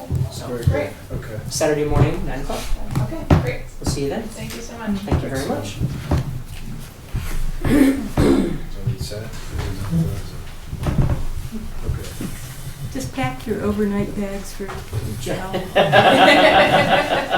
you're letting him walk out without being shot. There was a moment where I was like, wait a minute, this says two years in prison. Well, we have whippets, so we could take your grade. Ah, Oh, do nice. you? Yes. Oh, boy. It's what? So it's this Saturday Saturday at 9 a.m., at 9 o'clock? which is made possible by the PSATs. Ah. Oh, Yeah. Oh, because otherwise I'd be driving to work. oh. A sticker. Okay. What are you looking for, Jess? What are you looking for? One question on this, going forward, because I was up in Maine when the work was done, and both Bonnie and George mentioned it to me, so I called Brian, just mainly thinking about the drainage grate. This project. Yeah. Mhm. And so, but one question is, in our enforcement procedures, would this be more to start off with the violation notice as opposed to going right to the full-on enforcement order? I would think so, but I think I'd like to go visit the site. Yeah. The photos that I Yeah. saw, I think we're in a better spot. What was issued? Or was anything I issued? think he issued an enforcement order. Really? Okay. I'm just thinking like the MACC, you know, there's like Yeah. the different levels of. Well, Since, and you know, maybe you that's- guys were of criminal intent. A violation notice is a, Was one of you humming It's a little- "Love That Dirty Water" when he was there? Because I could have just thrown it right off. yeah. I'm gonna use that again later. I just My- apologize now. That was good. Okay. All right. You're free to stay and enjoy the rest of the evening's frivolities. But we are on to updating the bylaw process and goals. Okay. So I'm not entirely sure what updating the bylaw process and goals. I'm not entirely sure what the intent is. I know that we need to talk about the fact that before we have our next meeting, we have the STM, special town meeting, Yeah. which, did you want to read? Did you want to present? Okay. And George is actually lying because he really does want to present. I He's been- knew it. While he was staying at my house, he was practicing in front of the mirror. Practicing in front of the mirror. More money. Okay. Bylaw, figure out how to involve public, set deadline for stages, assign roles, discussion of what may go in bylaw. Done absolutely last after strategy for undertaking this objective has been agreed upon. Dedicated Concom meeting per month, not on regular meeting nights.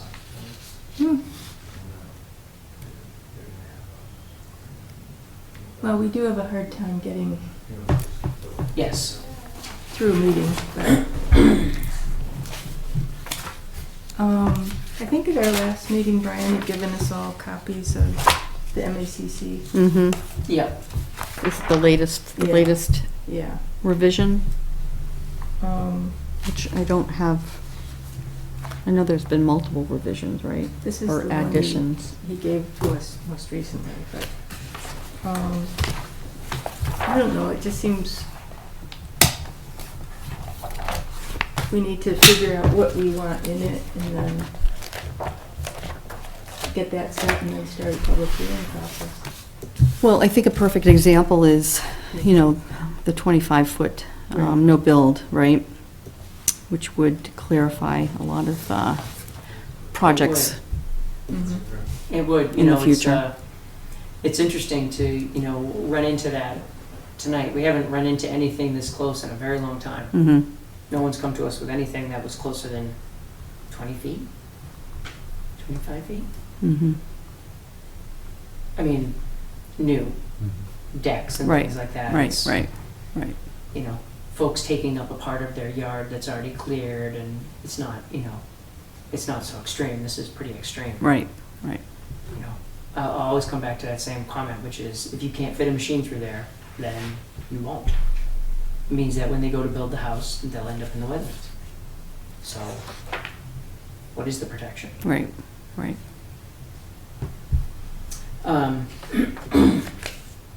So, with that in mind, I guess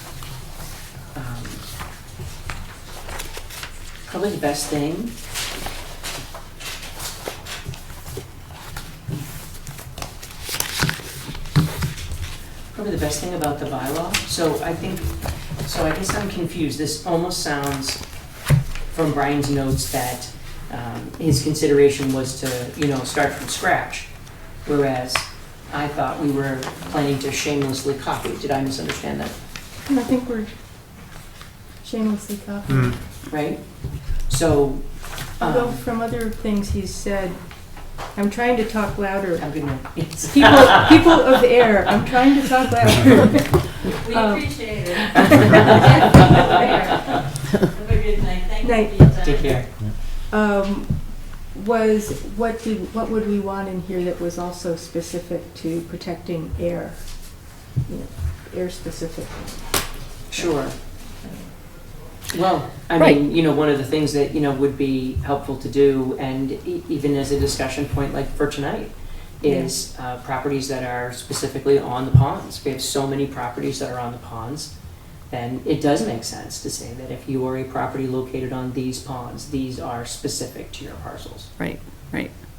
And I mean, I can think of a lot of, right off the bat, I can think of, what could go into a bylaw with respect to pre-existing, And that's- construction. Absolutely, and that's another thing that, again, when you have a wetland, that's one thing. When you have the ponds, like Tim and Betsy found out, Right. everyone sees it. Right, right, So right. it would be really great to have something very concise that, Right. those folks could come in and talk about, and we can, Yep. knock it Yep. down and, and say, Mm-hmm, this is for the benefit of everyone, mm-hmm, mm-hmm, and go from there. mm-hmm. Um, Yeah, I guess, so from a working time frame, we were talking about bringing up the bylaw in the spring. Right. So at the meeting coming up, we have for a town meeting, we have the additional funding. Actually, let me see your notes, your meeting minutes, please, because that's where that letter is. Meeting minutes from 9/20, oh, never mind. Oh, Takashi had it all set. Takashi beat me. Well, look at you printing on two sides. Mm-hmm. Saving a tree. This actually is thank you. This is actually what I'd like to Paper talk about, courtesy make of sure town we're on track. Oh boy, Forward. pillaging.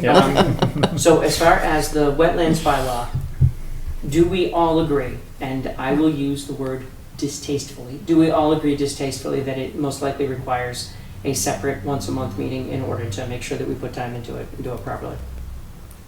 I agree. Okay. Can we agree that that's a 2-hour meeting? 9 o'clock, out the door. Right. 7 to 9. 7 to 9. Okay. So, correct me if I'm wrong. It doesn't make sense to do it in November or December because we have the holidays. I mean, we can try and sneak one in, but don't we meet on opposite weeks of Brian's meetings? Oh. Yeah. Aren't we 1 and 4, 1 and 2, 2 and 4, and he's 1 and 3?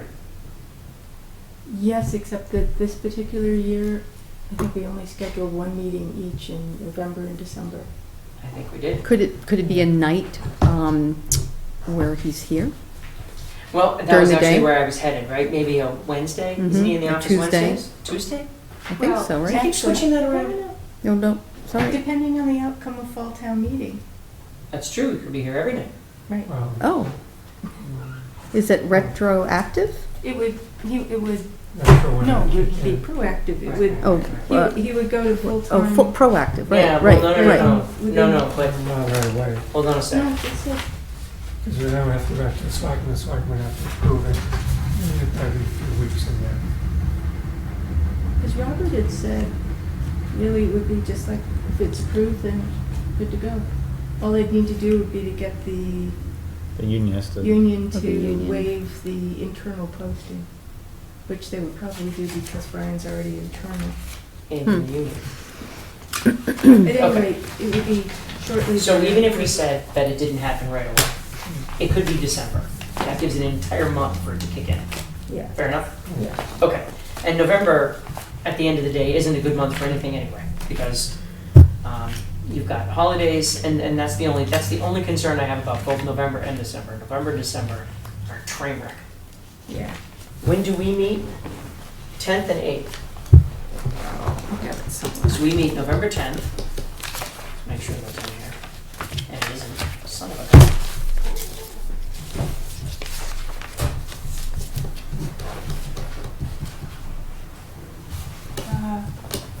Yeah, the 10th and the 8th. You know, it's funny, I add it, and every time it tries to do 7 to 11, Mm-hmm. I wonder which one of you set that up. Well, that's interesting. So Veterans Day will be a Friday this year. And looking at my draft of our meeting dates, I see with heavy heart that we forgot to note Bastille Day in July.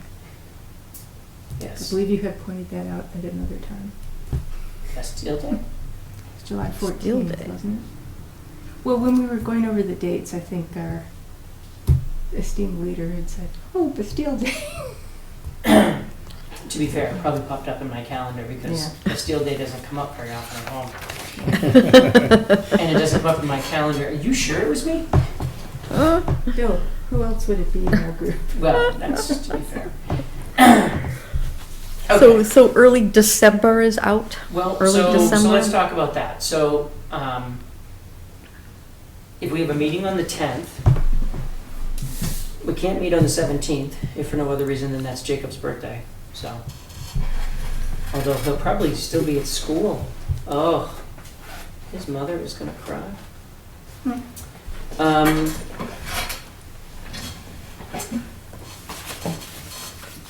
Well, we could meet on Thanksgiving Eve like we did the last time. That was actually really gee. effective. Yeah, well, it was all men at the time, so. Still know how to use it. But it's not new. It's a hand-me-down. A smartphone. Is that Liz, or is that yours? It will be pretty soon. Once she already knows how to use it. Has she seen it? It was her mother's, and she of course, learned how to use it from her mother. She knows it better than I do. She knows how to get to the games. Not how to get to anything. A calendar. Next look at on the list is my sister, Do you who want some is help? sworn. I got it. Oh, Calendar. boy. Yeah, there you I are. thought Look at that. took me a long time to get even a flip phone. I don't know. I still like my BlackBerry. It had buttons. It was so much easier to text while you drove. So With both hands, huh? I was up in northern Maine for part of a week, and I discovered I had internet access through my Verizon connection, How about that? not Wi-Fi. And I was counting on Verizon to notify me when I hit the 75% of my data plan used. Did they? 90%. With 3 weeks to go. Oh. Oh, So oh boy. Pay a little extra. Do a little. The trials and tribulations of actually owning a phone. Okay.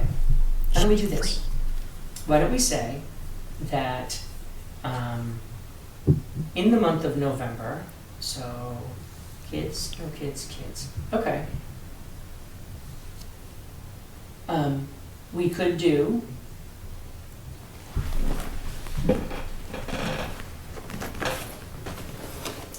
I guess I don't want to take those months off, but there's just no good way with Thanksgiving being a Thursday. mhm.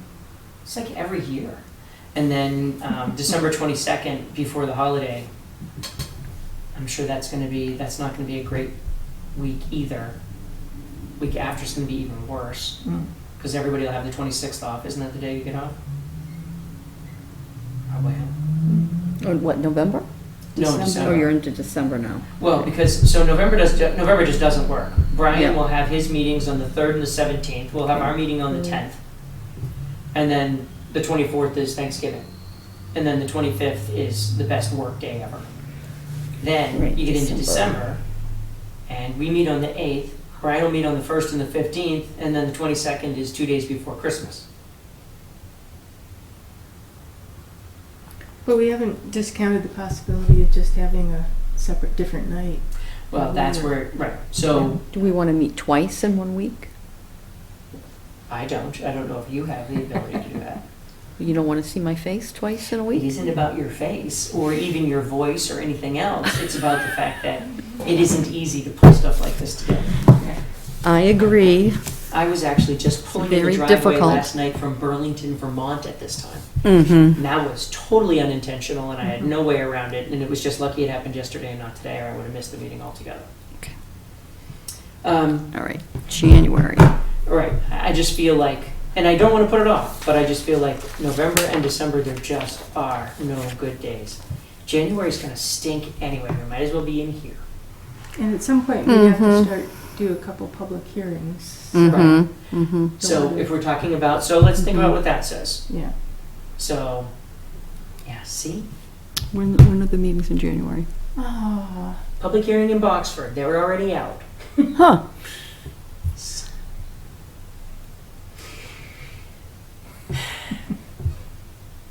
anyhow, so the public meeting, Springtown meeting is in May, which means we would have time for meetings we would have 4 months where we could have time for meetings that were outside of our normal time frame.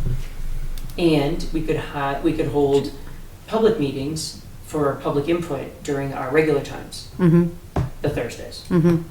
Okay. Well, So, do we want to go to like planning board and selectmen before we have them a chance to review it? And then, I'm not sure when the warrant would close, it'll probably be early April. So we only have. Oh, yeah, it has to be on the, well, yeah. that's a good point. So Yeah. let's work it backwards. So spring, when is the spring meeting? What Usually May. day, or like May? Somewhere in the 8th It's to in May? 12th or. It's the day after Mother's Day, So May, whatever that is. so, Second week of May. so the warrant would, Wow. May 14th is Mother's Day. May 14th. Want to tell us your daughter is hot now, too? October. All right. So George, how long do you have? You're just groping for a line there. Oh, God. My God. Oh, no. No, there's literally nothing that can come up next. Okay, so There are times one doesn't want one's voice to carry. Mother's Day is the 14th, so you're saying that town meeting is the 15th? Yes. Okay, So May 15th, which means the warrant most likely closes about a month before that, yeah. Yeah. which So would let's say be April. April 17th, most likely is that Monday. Okay, so that would mean that we have the first 2 weeks of April, all of March, a 28-day February, what? And then a full January. February, March. Okay, so we all know that December and November, you lose the last half of December and November, and you lose the last half of April. And today's the 13th. Okay, so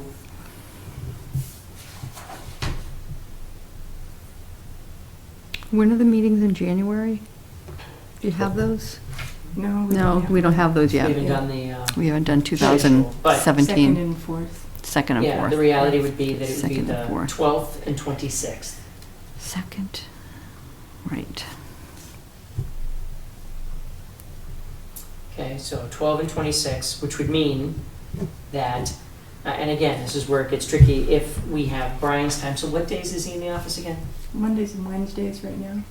I said Wednesday, one of you said Tuesday. Oh, I thought he was Tuesday, It Wednesday. was Tuesday and Thursday, but school started and his wife's teaching schedule. and Oh, he's changed, okay. Childcare, so it we Okay. switched to Monday, Wednesday. All right, Good, so she is teaching. Yeah. Good. okay. Okay. So that would mean that if we wanted to do something, it would be a Wednesday. Do folks have commitments, standing commitments on Wednesdays? Just the first Wednesday of the month. Yeah, and the second Wednesday. Go ahead, say third. I don't, but Beth does in Sudbury. Not every Wednesday, but She does also on the first Wednesday of the month in Ayer. Huh. Yeah. Okay, so,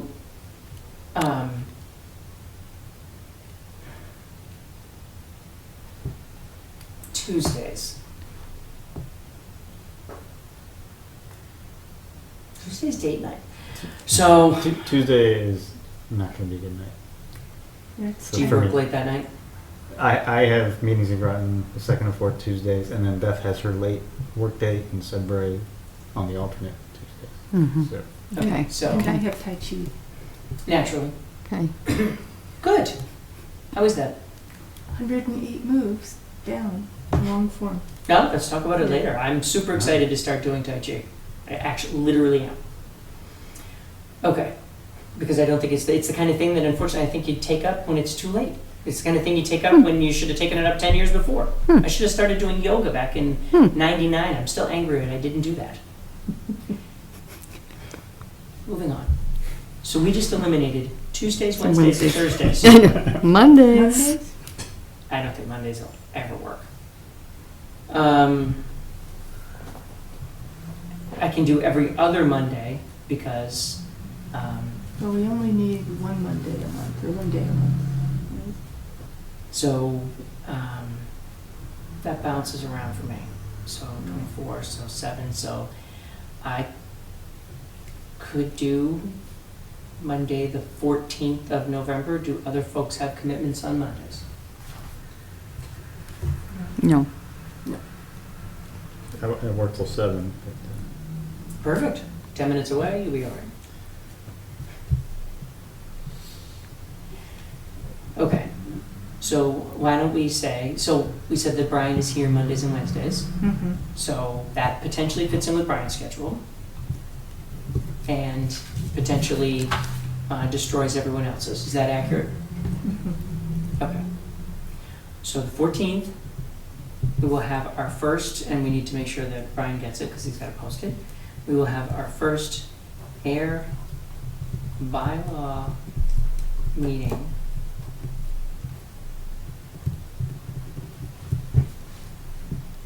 Did we ever figure out if wetland funds could be paid for pizza or such during the meeting? Does that make sense?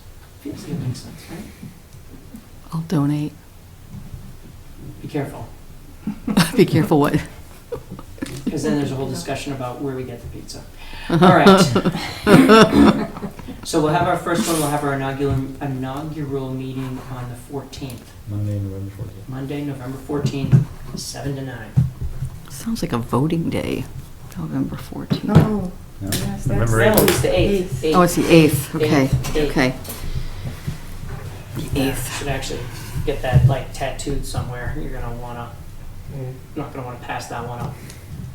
14th will be hungover from either partying or. Or we might not be here on the 14th. Yeah, might have I moved might to be in Canada. the cool thing is Climbing the that wall. as long as none of us says who we're voting for, the other side feels the exact same way. So it doesn't matter. So it's not political speech. I feel very protected. That's nice. Either way, someone's going to be unbelievably disappointed. Yes. Okay. So we'll start with the 14th. I feel very comfortable saying that it will not work in December just because December never works. December is a disaster. I don't know about everybody else's schedule, but are folks going away in December? Don't say the dates if you are. Headed out of town, so. Yep. And I'm thinking of abandoning my family for a couple days, so. Oh. Oh, I'm just starting a tradition. I feel like they're getting way too used to me. All right. During our meeting on the 14th, we'll set our meeting day or dates for January. And hopefully by the 14th, we'll also have a handle on Brian's new schedule, if that's come fast. So 14th is a great day to go through a whole bunch of stuff. Great. Okay. And I'll contribute to Okay. pizza as well. Yeah. You want to have a I pizza would. cook-off? You make one, I'll make one? I don't cook. You don't pizza. cook? I just eat pizza. You just eat? And I'll pay Okay. for some. All right. I mean- All right. I make pizza, but it's We- always pineapple and green pepper. Yeah, that's good, yeah. No, the kids like it. Really? Pineapple and green pepper. It was the anti-meat lovers pizza. Hmm. Did they Pineapple deliver and to pizza town just- hall? Would they deliver to the town hall? Does anybody deliver anything? Pizza? Parthenon. To there? I bet the Yeah. cottage would. Yeah. Yeah? Probably would. Yeah? They just walk across. Yeah, Across just the walk it street. across, right? Yeah. Right? Yeah. Pizza better for you. Of course, they'd go to the front door, find it was locked. Yeah, yeah. Never eat. Okay. I don't know, the meat, Sorrento's. You ever have the meat lover at Sorrento's? Mm-hmm. It just made my mouth water. Mhm. That's the. Mm. Okay. We could have that. Can we have that meeting off here, off campus, off site? As long as it's publicly accessible. Yeah, because I Yeah. actually thought, I could have it at my house, but Yeah. especially now that George isn't there anymore. Renting. Renting. There's all that room renting. and no more clothesline on the floor. But, But does it have to be accessible to the public? Yes. yeah, So anybody Yeah. but yeah. who wants to come can come, Yeah, ADA. because you accessible. post it. So it stays non-alcoholic. Yeah. I see. All right. Except those that show up. Okay. So as far as the air wetland bylaw goes, I would accept a friendly motion to state that we are stealing outright from the existing wetland bylaw. Sounds good. It's the spirit. Okay. Conservation Administrator updates. I do have one thing. Brian wants us to sign this letter for Ruthier. Oh, And I think that just needs your signature, yeah, I had sent him an email. Do you know if he wrote back to me? Brian. Yeah. Do I know if he wrote back to you? Yep. Well, I copied everybody. Yeah, so, Did he write back? I didn't check email today.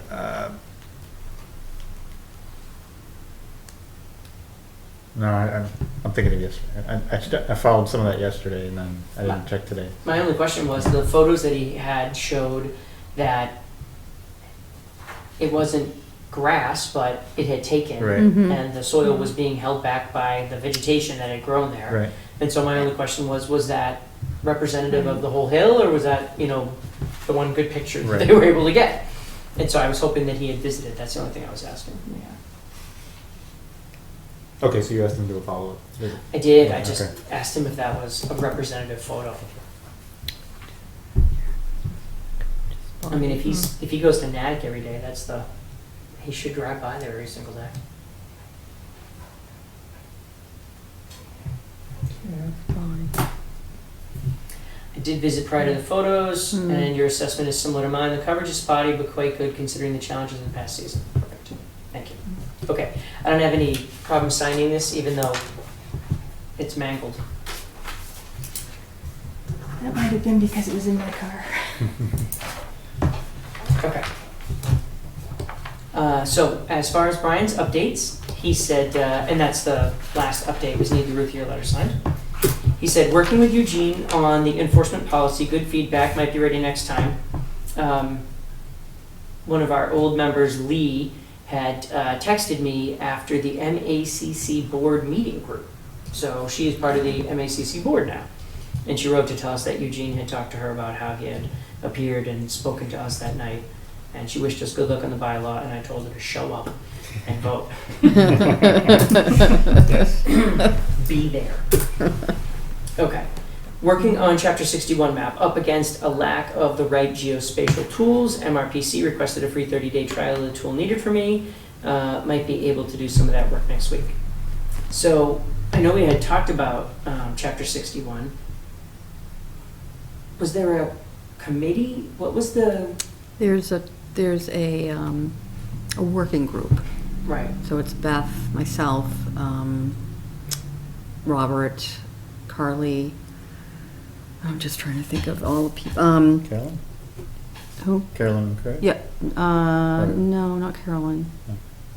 She's master plan.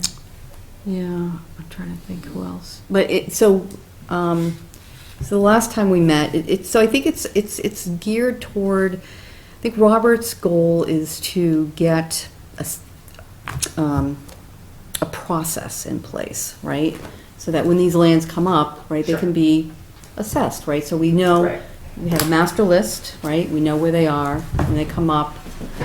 Well, so There's you know, a process to assess them. So years ago, we were talking about that, right, with the CPC funds, and so wasn't there like $12,000 or $20,000 put aside?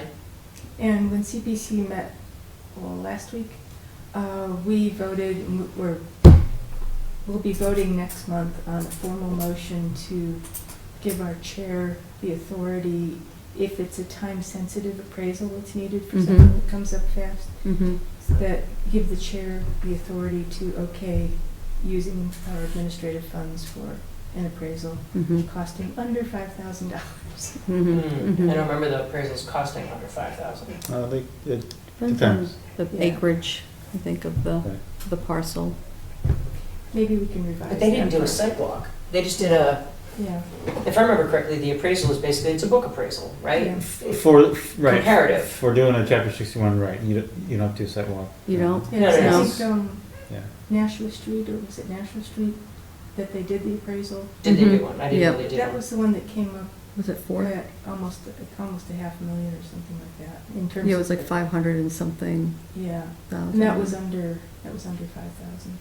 Okay. If Yeah, it I were think it was for like 4,000. a state grant, like a land grant, they would have to do a site walk and do a Sure, much sure, more sure, sure, sure, involved, Okay, okay. So in any rate, CPC is working on creating a streamlining process for that little step. Okay. And- So that's just the only reason I can bring that up is we had run into the same thing when we said, well, what if another property like Tooker property comes up for purchase? Right, How do we act on it fast enough Right. to keep that buyer involved? right, right. You know, where we've only got the 2 town meetings to actually get funds allocated. It's a time-sensitive process. Now, Right, for us, when we did it the first time, we were very lucky. The Board of Selectmen actually, when we did Tooker, the Board of Selectmen actually put the money up with the idea that it would, come up during town meeting. Yep. And, the discussion was, it was gonna come out of UDAG, whatever mm-hmm. it was some other unappropriated UDAG money or, I Mm. don't know. It was, this money flowed back into this bucket and you can use it. And Mhm. best Mhm. case, it gets put back in during town meeting, and worst case, we spent it. Yep, yep. But that was the plan at the time. So the Board of Selectmen was well prepared to assist us with that. So I guess I'd be surprised if that isn't still on the table, but Mhm. that was one of the reasons why the motion was made for CPC to hold, remember it was 12, I keep thinking 12 grand, Yeah, we have, I think it's 12. something like that. And we have in some other funds set aside for due diligence as well, Mhm, mhm. so. pure prep money. And there is a big bucket of cash for potential land purchase in the future. What big bucket is that? I think there's like, CPC, yeah, not a huge bucket. isn't it a million? Over a million? No. No? No, Did I misunderstand? Wasn't it over $1 million? Where did it go? I don't think it is. No? Back when we bought property No. before, it was over $1 million. For the whole budget. I don't remember it being that high, but Hmm, we haven't had a printout lately okay. to Okay. check, but I didn't think it was that much. All right, maybe I misunderstood Yeah. something, okay. Maybe I misheard. It was $1.9 million. I'll have to check. So, Um, right, so the process, I right. think that the goal is to get a process in place and So- I think it's important, like down the road with lands, of standing, that we would be interested in as well, preserved, we're part of that process. Well, it even makes sense to approach people Right. this route. You don't mind the citizens' concerns right now, because this is part of what I was concerned about. There seems to be a lot of disinformation about this chapter 61 and misinformation about it. And I think having that working group will help solidify all of these things that we know, the process and all. And one of my questions is, were you, as the Conservation Commission, were you given official notice that this property was being out of Chapter 61 and given the right of first refusal? Were you given official notice of that? We were notified by the applicant's attorney, but we were copied. So the right of first refusal is extended to the town, not through the Conservation Commission, but through the Board of Selectmen. It's supposed to go to it's supposed to go to the Board of Selectmen, Board of Assessors, It- Conservation, For the forester. Forester, Mm-hmm. and it's supposed to be an official notice, either hand-delivered or certified mail. And this was, we got it from Yeah. Calvin's attorney, Okay. Gibbons, right? You've gotten it from all the parcels that he's been involved with for Chapter 61? Just two, the Two. last two. The If there were last- others in the past, we were not part of that. For Wow. Riley Jane Farm, there would have been 2 notifications because it was 2 different groups holding 3 parcels. There may have been 2 letters stapled together that Yeah. represented both. I just remember, Yep. we definitely got Nashua, Mhm. Nashua Street, and then we definitely got one for Riley Jane, but I can't tell you if it was Calvin's property or CJ's property. Yeah. And then there also would have been Or one both. for the solar farm, part of the solar farm. On the solar farm I too? don't think we got that. I don't think we got the solar farm. Yeah. No. I didn't see. No, we were. We did get it? We did, because remember we went through the whole thing and we said, why aren't you getting started? And they said, well, we're waiting on financing. And then we got the letter about Chapter 61. Because Okay. the reason was, and I remember in our meeting, when they asked about coming early Yeah. or getting started in a different way. Remember we got that letter and they said, well, we're gonna build the log bridge. And I remember taking umbrage with that, and I said, build the log bridge. The only reason you're behind is you put yourself behind in the Oh, right. schedule, because if Right. you had, sure, it would have been risky for you to Mhm. offer the land up ahead of time, Yep. but that's Right. really not our issue. Right, right. So, yes, I know we got that letter. Yeah, you're right, Because I'm yeah. angry now, when I remember the time. So, But yes, Ruth, we we knew. do get, Now, those are the very first 3 Chapter 61 letters that we've ever seen here. I don't know if other properties in the past, and there's a potential that, like Sandy Pond 3, Pond View, those both could have been in Chapter 61. In fact, I'd really be surprised if they hadn't been. Sandy Pond 3 was 80 acres. Who owned that? Autumn Ridge. That's a great question. I don't know, Autumn Ridge, I don't know. hmm. That's a very good question. Pingree Hill, was Pingree Hill all forested there? You know, Pinker Hill was kind of funky in that it started the planning process in the 80s? No, late 90s? Must have been the late 90s, because then they started and then they got shut down because they couldn't, the town wasn't accepting additional sewer connections, and that was one of their first stoppages. And then the other was the Army Corps of Engineers got involved, and so theirs would have predated any of us if they took it out of 61 back then. Hmm. Because Duke and Rick and Hmm. whoever the other partner was or partners were signed on, they started that almost 30 years ago. Hmm. So, anyway. Hmm. So no, if there had been Chapter 61 applications in the past or opportunities in the past, they did not come our way. At least not in the last 13 years. But they have for the last Nashua Street, Riley J. Department. Okay. And definitely for the solar. Okay. Definitely for Nashua, definitely for the solar, and I just can't speak to the record whether we got 2 for Riley Jane or just 1. We got 2. I just can't It remember. was I remember it was for Cowfield in the back and Riley Jane Okay, in the front. so they were stapled together. Yeah, That's there were fine. 2 of them, yeah, yep. Because when I was at the selectmen's meeting, they said they had 30 days to write a first refusal.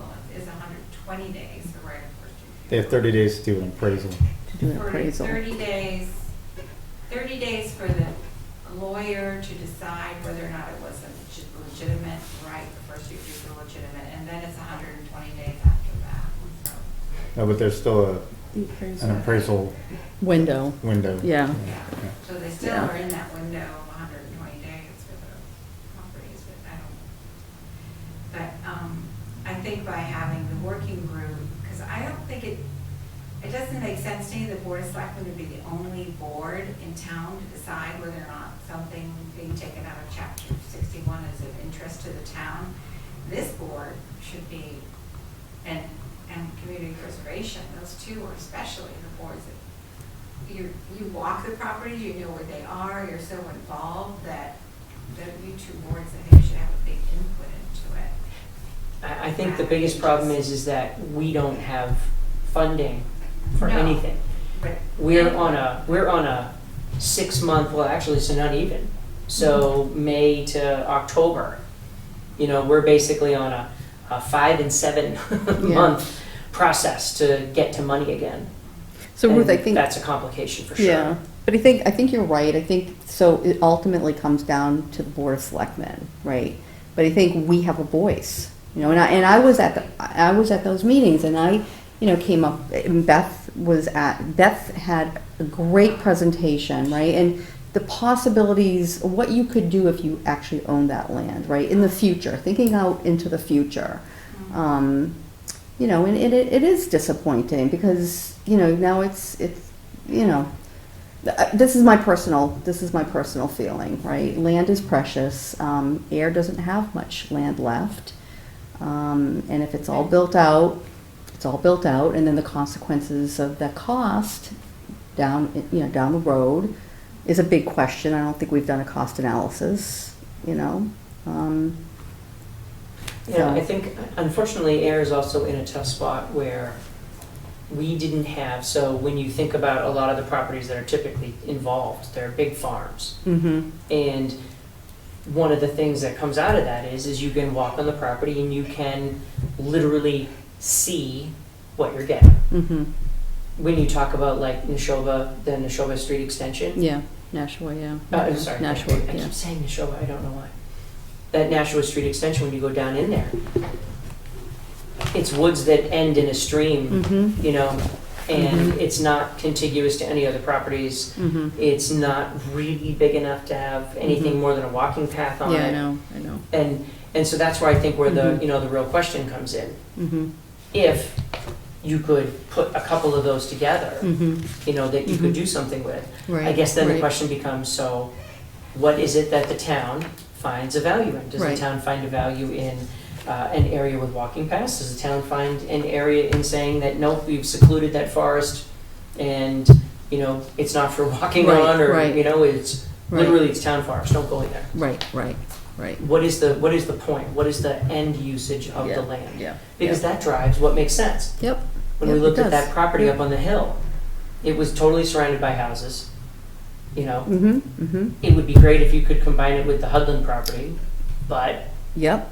That But you wasn't never an immediate know. You option. never know what the future holds for that property. Right. right. Right. And so it was even going to be tough to cut Yeah. walking paths in there. Right. Right. And so, Yeah. you know, what is it that you stop and say, boy, that's the piece we want. That piece of property fits our needs Mhm, because mhm. we would plan to do this with it. Exactly. Great. Right. And so that to me is the biggest part. You know, one of the Riley Jane properties, you know, if the town decided to have sheep and goats that they used and they transported around town to, you know, clear areas for them and the whole thing, what a great place to have sheep and goats. But I don't think that's come up so much. So, you know, that's where the question comes in. What are you going to do with it? We don't need a new baseball field. We don't need a new soccer field. Mm.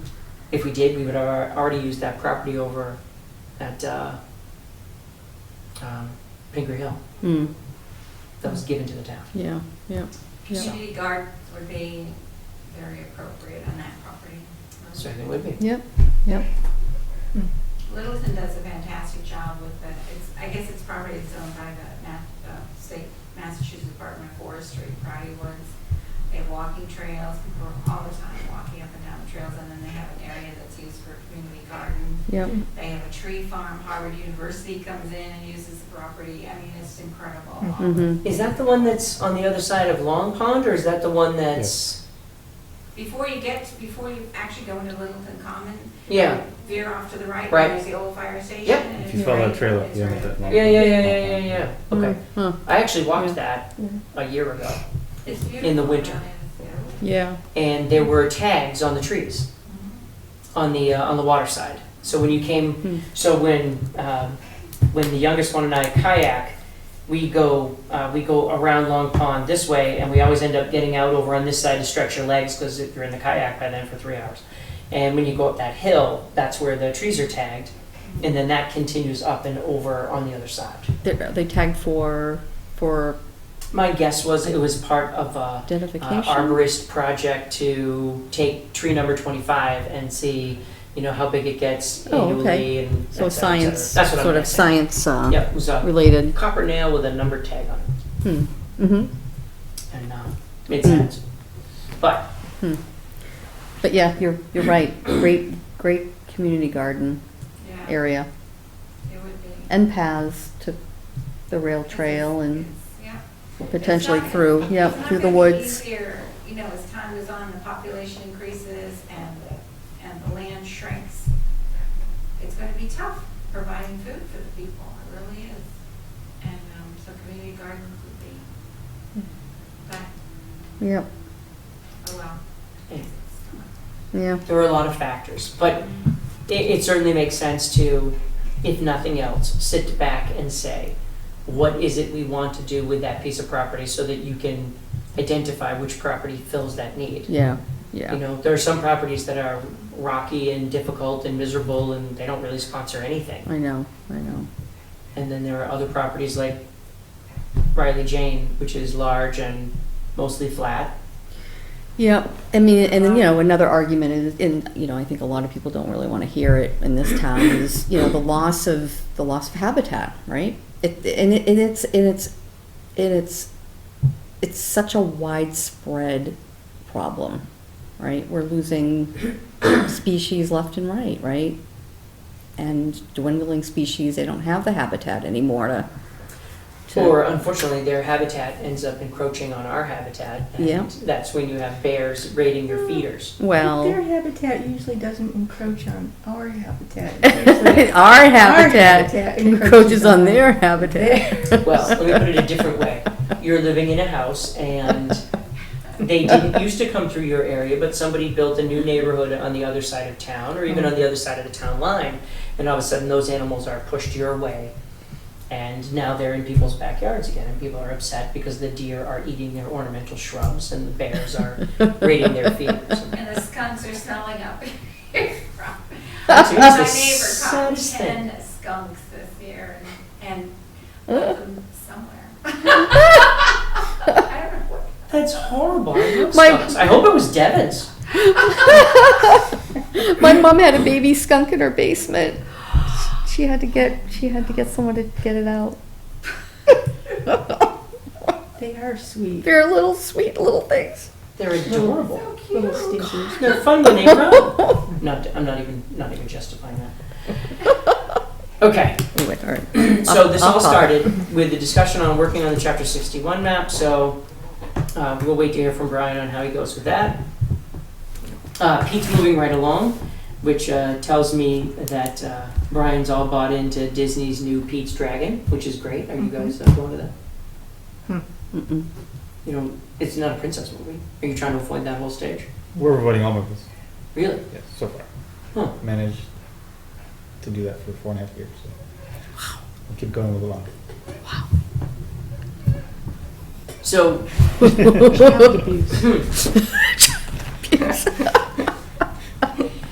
just like with candy, there's a wicked backlash. Just saying. Anyway, Pete's moving right along. I assume that is Pete, our organizational person. He put Pingree enforcement. This needs to be sorted out. Enforcement has been spotty in the past at best. I assume these are his underlines or yours? Oh, those are my underlines. But this is the affidavit thing and the transfer of ownership. Our orders of conditions, the perpetual conditions talk about, the order. Yeah, we goes shut on. them down from building anything until they got their hands wrapped around it. What was he looking for them to be done? What, drawn and quartered? Right, no. No, but the question is, I think, well, he can explain it better than I can, but I think the question is partly that our orders say that, there has to be a signed affidavit, transfer of ownership, but at what point, some of the, I'm going to botch this, I'm not feeling very verbal at the moment, but at what The point, applicant owns right. turning that over and providing the letter when they sell it. That's it. Right, but then for somebody who owns it, the Yeah. next owner, they don't have to do another affidavit. Nope. But then how do the perpetual conditions get passed on? That's up to the attorneys. Right. So at any rate, I think he's finding there's some gray areas that we could strengthen our language or tighten our language on. We can try that, but the real answer to that, and I will always go back to this, the real answer to that is, how is there an open order of conditions if you're selling the house? Yeah. If you're selling the house, by definition, all the work should be done on it, unless someone says, oh, I'm buying a project. So why isn't the order of conditions closed out? The only time that it makes sense is when someone has built a new house and they put a new lawn in and they had an open order of conditions for that new lawn or tying into the sewer or whatever else it was. After that, the right answer is, shouldn't have an open order of conditions. Right. Nevertheless, reality is such that there have been a number of open orders of conditions passed Been passed on. And we haven't had the ability in the past to track follow up. And so maybe if we do get this position expanded, we can, and with Pete's excellent work dragging him along. Same. Yeah. So Oh, we'll no, I have thought he was moving along. Yeah. I don't think he's dragging.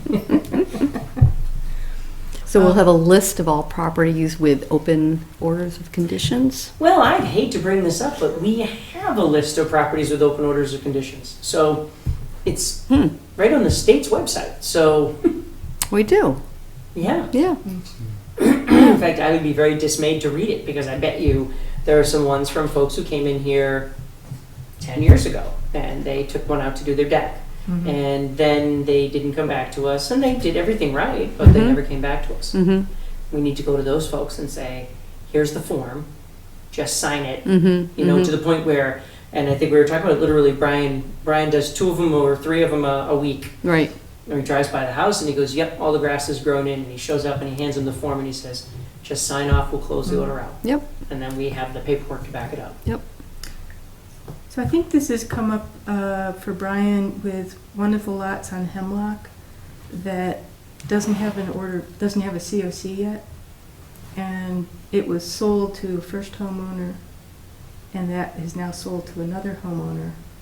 And it gets mucky, and this is, I think, what Steve Mulaney was saying, it's not their Not problem. their Not their problem. responsibility. Well, he's right, it isn't their problem. But did they document the, And we don't have affidavits. okay, so now it is their problem. It is their problem, right. Back to being their problem. If they didn't Yeah. transfer in fact, that's probably the best way to put it. If you didn't pass it along, you still own it.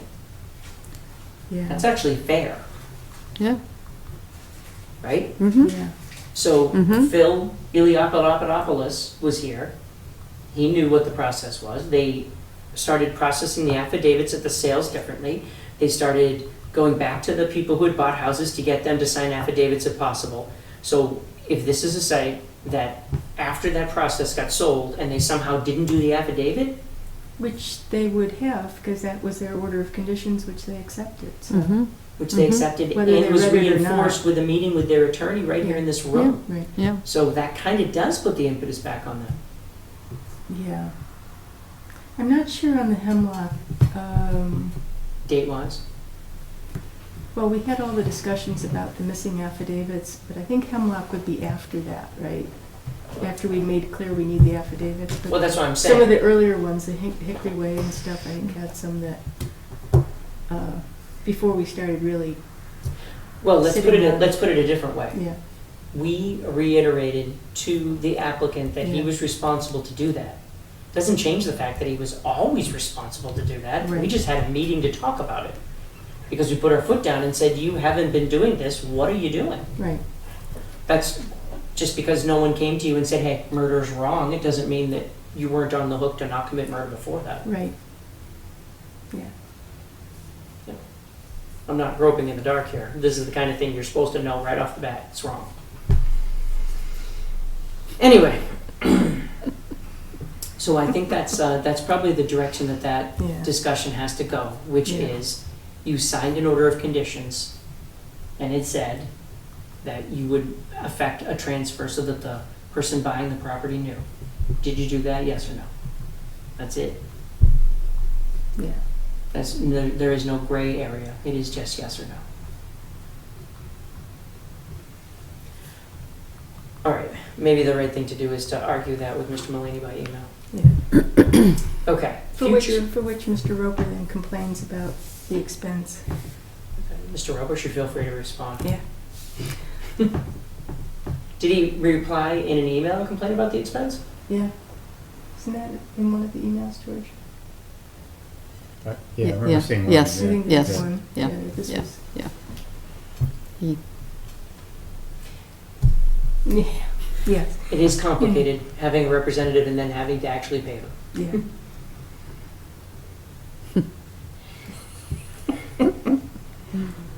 Next up on Brian's, it says future fix.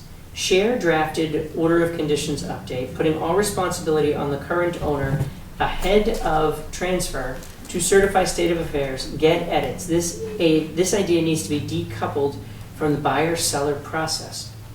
Share drafted OOC. I'm wondering if Putting that all applied to responsibility, the, that's already, I don't understand, that's already there. I think that applied to the previous Yeah. paragraph, but No, I understand, this but, is, I think, what we need Brian here to represent his own thoughts on. well, no, but Yeah, what he's stating is what we have. yeah. Putting all the responsibility on the current owner, Well, done. Ahead of the transfer, done. Well, current owner, aren't we saying that's the applicant, Yeah. not the current owner? 'Cause Well, in if this it's an- particular case, Yeah, Hmm. yeah. yeah. That's where the, I feel like the concern is, or I feel like the question is, maybe the emails have made people think that the responsibility belongs to someone different than whom it belongs to. Yeah. And if you came to us for an order of conditions, that's pretty clear where the responsibility lies. Yeah. There's really no question about it. You signed it. There's even little sections to initial. Hmm. Okay. Hmm. Next on here was Bill has, but we're not going to do that. No. The only, one thing I'd like to mention to Hmm. Brian, I haven't been walking down to the Boy Scout bridge recently, or in the last few months, because people up on the hill have a dog and usually loose and runs down to talk to my dog, who's Greet. not so friendly with strange dogs anymore. So, but did go there today, and it really looks like the beaver deceiver there is about 1.5 inches above the water. Obviously water's low, so it's resting, but it does really look like it's moved.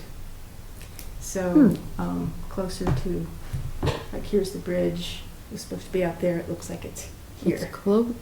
away, further away, or No, closer closer to the shore. It looks like its shore? position has shifted. At any rate, I think we get Do the you, annual do you have maintenance. photos? Yeah, and they went away from my phone. No, It's a I new- understand. Okay, I just mean, well, yeah. we must have photos when the beaver deceiver went in, compare Yeah. them with what's today Yeah, I think I do have photos from the, from the beaver rescue. That's right. Rescue. The beaver BRM. rescue. right. It Okay, should so I'll still be get on it- your phone, Yeah. Jess. Well, no, because No? I got things off. Okay. It's a long thing.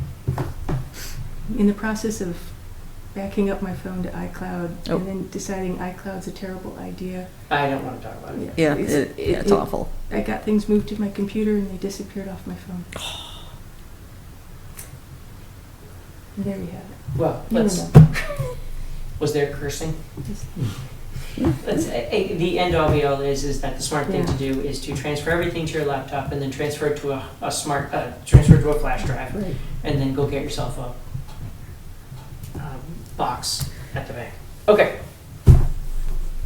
And I only say that because Right. But I think I'll get pictures, do the comparison, give it to Brian, and then he can contact Callahan. Mike Callahan. You know, because I think we get our annual maintenance this fall or something. I don't remember if it was fall or spring, but Yeah. yeah, it'd be perfect to have it come back and look at it. Yeah.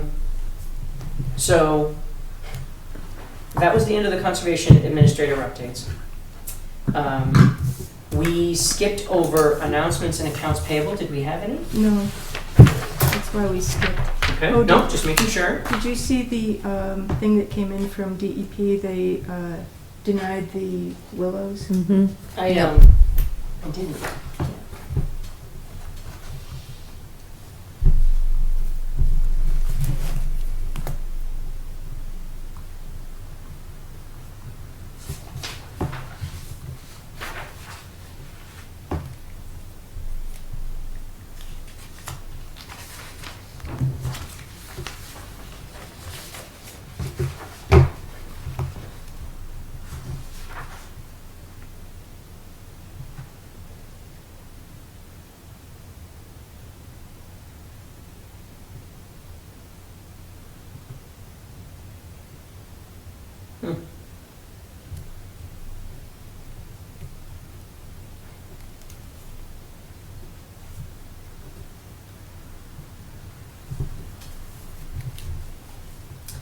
Interesting.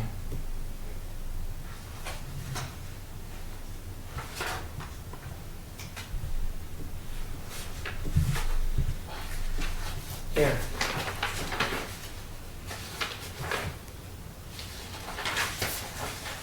just gonna leave this here until we finish, is that all right? Mhm. Okay. Let's do committee updates, please. CPC, you said Just you're what I said, meeting and putting money aside, fantastic. yeah.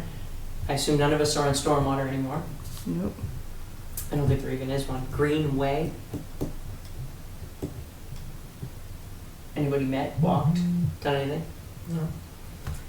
Open space and recreation plan, Meeting again next week. Good. master plan, I have nothing to update. and then pond and dam was just across the way. Can we make a motion to include that? Yes, I was surprised to not see it on Yeah. there. We don't need a motion for that, we just ask. Do we just add it? Add it. All right. Just add it. I think it's a good Just idea. add it. Yep. Member updates, Ms. Gugino? No, we'll just, next meeting, we'll have to make our vote on removing the boards, Oh, yeah.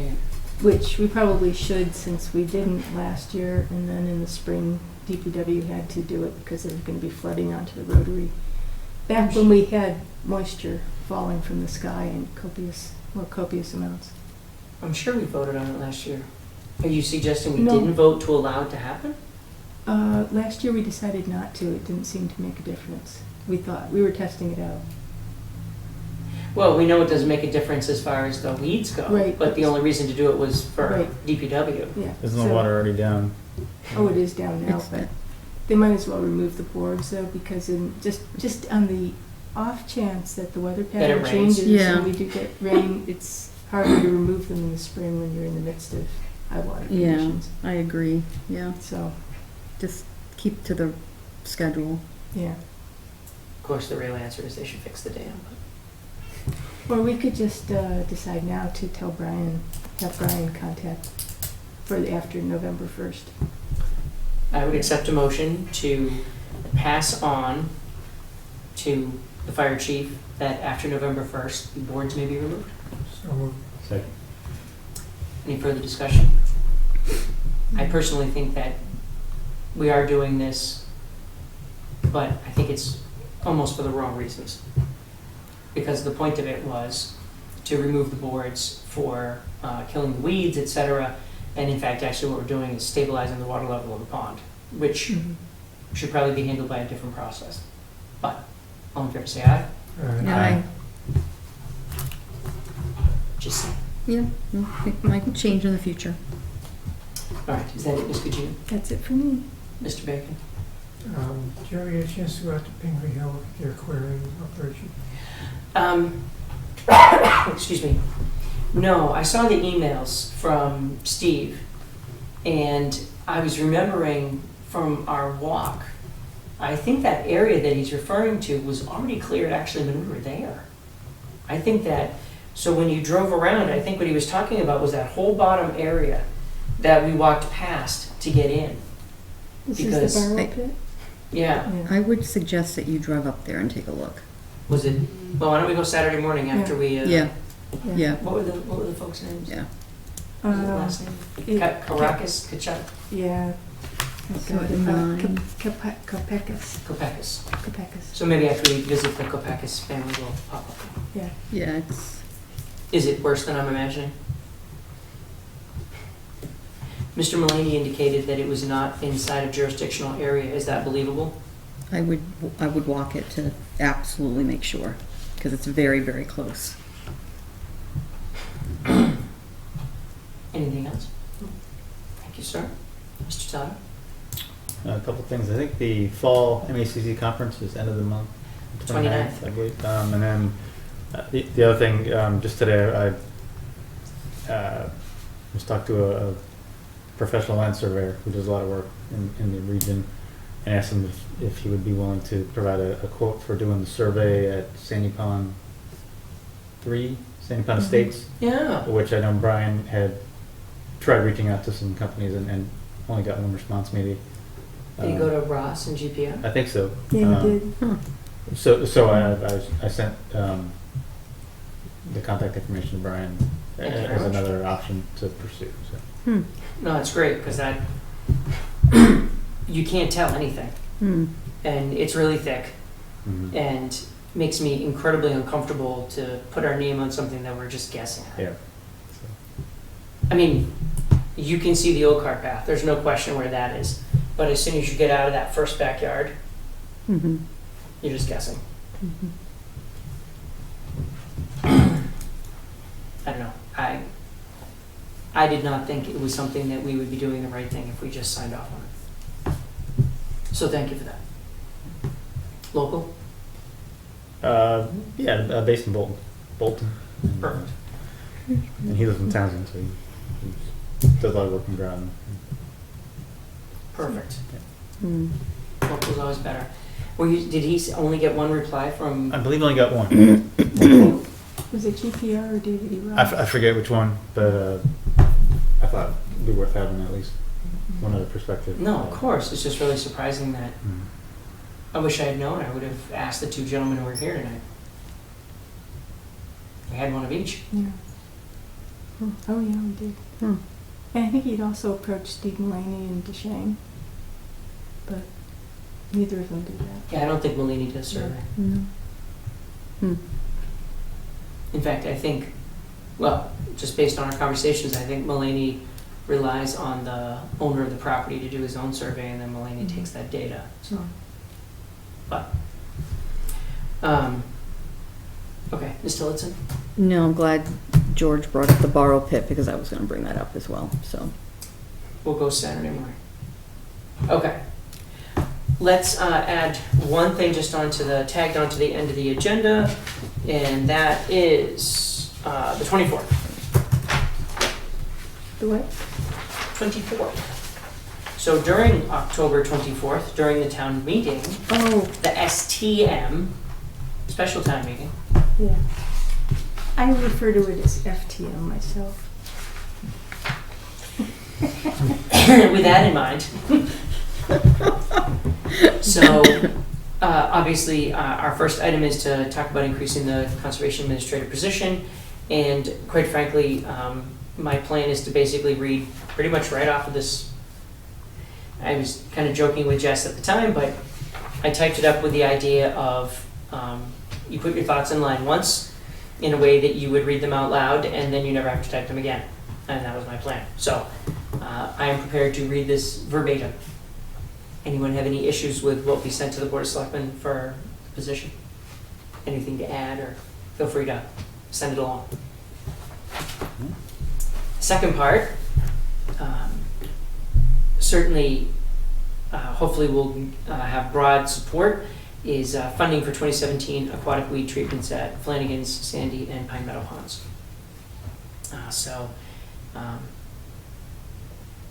I feel very comfortable once again, pretty much reading right off the page on what we're doing. do you think Mark, so who's going to basically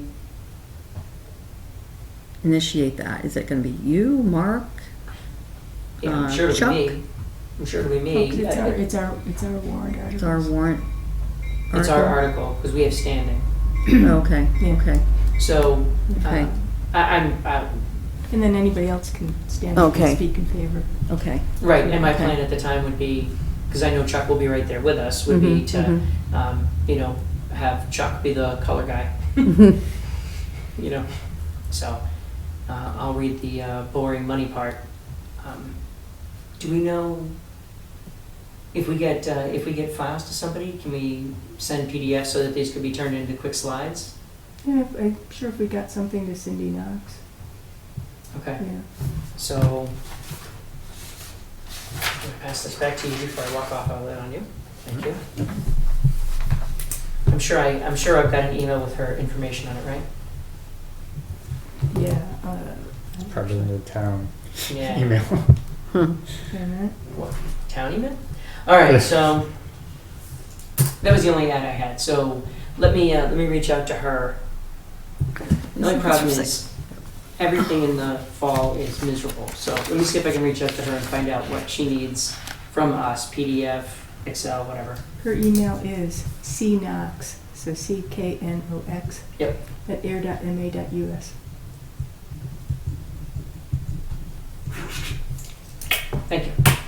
I'll ask her what she's looking for, and we'll put some slides together, just so the money's up on the board. Brian just texted. Still good? Tell him that unfortunately the champagne was a little sweetish, but it was just fine. Tell him the brownies were good too. The champagne was Swedish. Was it tea or a D? Yeah. Swedish, With a T. sweet, Sometimes it's just too sweet. Swedish. but otherwise we're doing well. Okay. Does anyone have anything else to discuss tonight? Then I would accept a motion to adjourn. Second. All in favor say aye. Aye.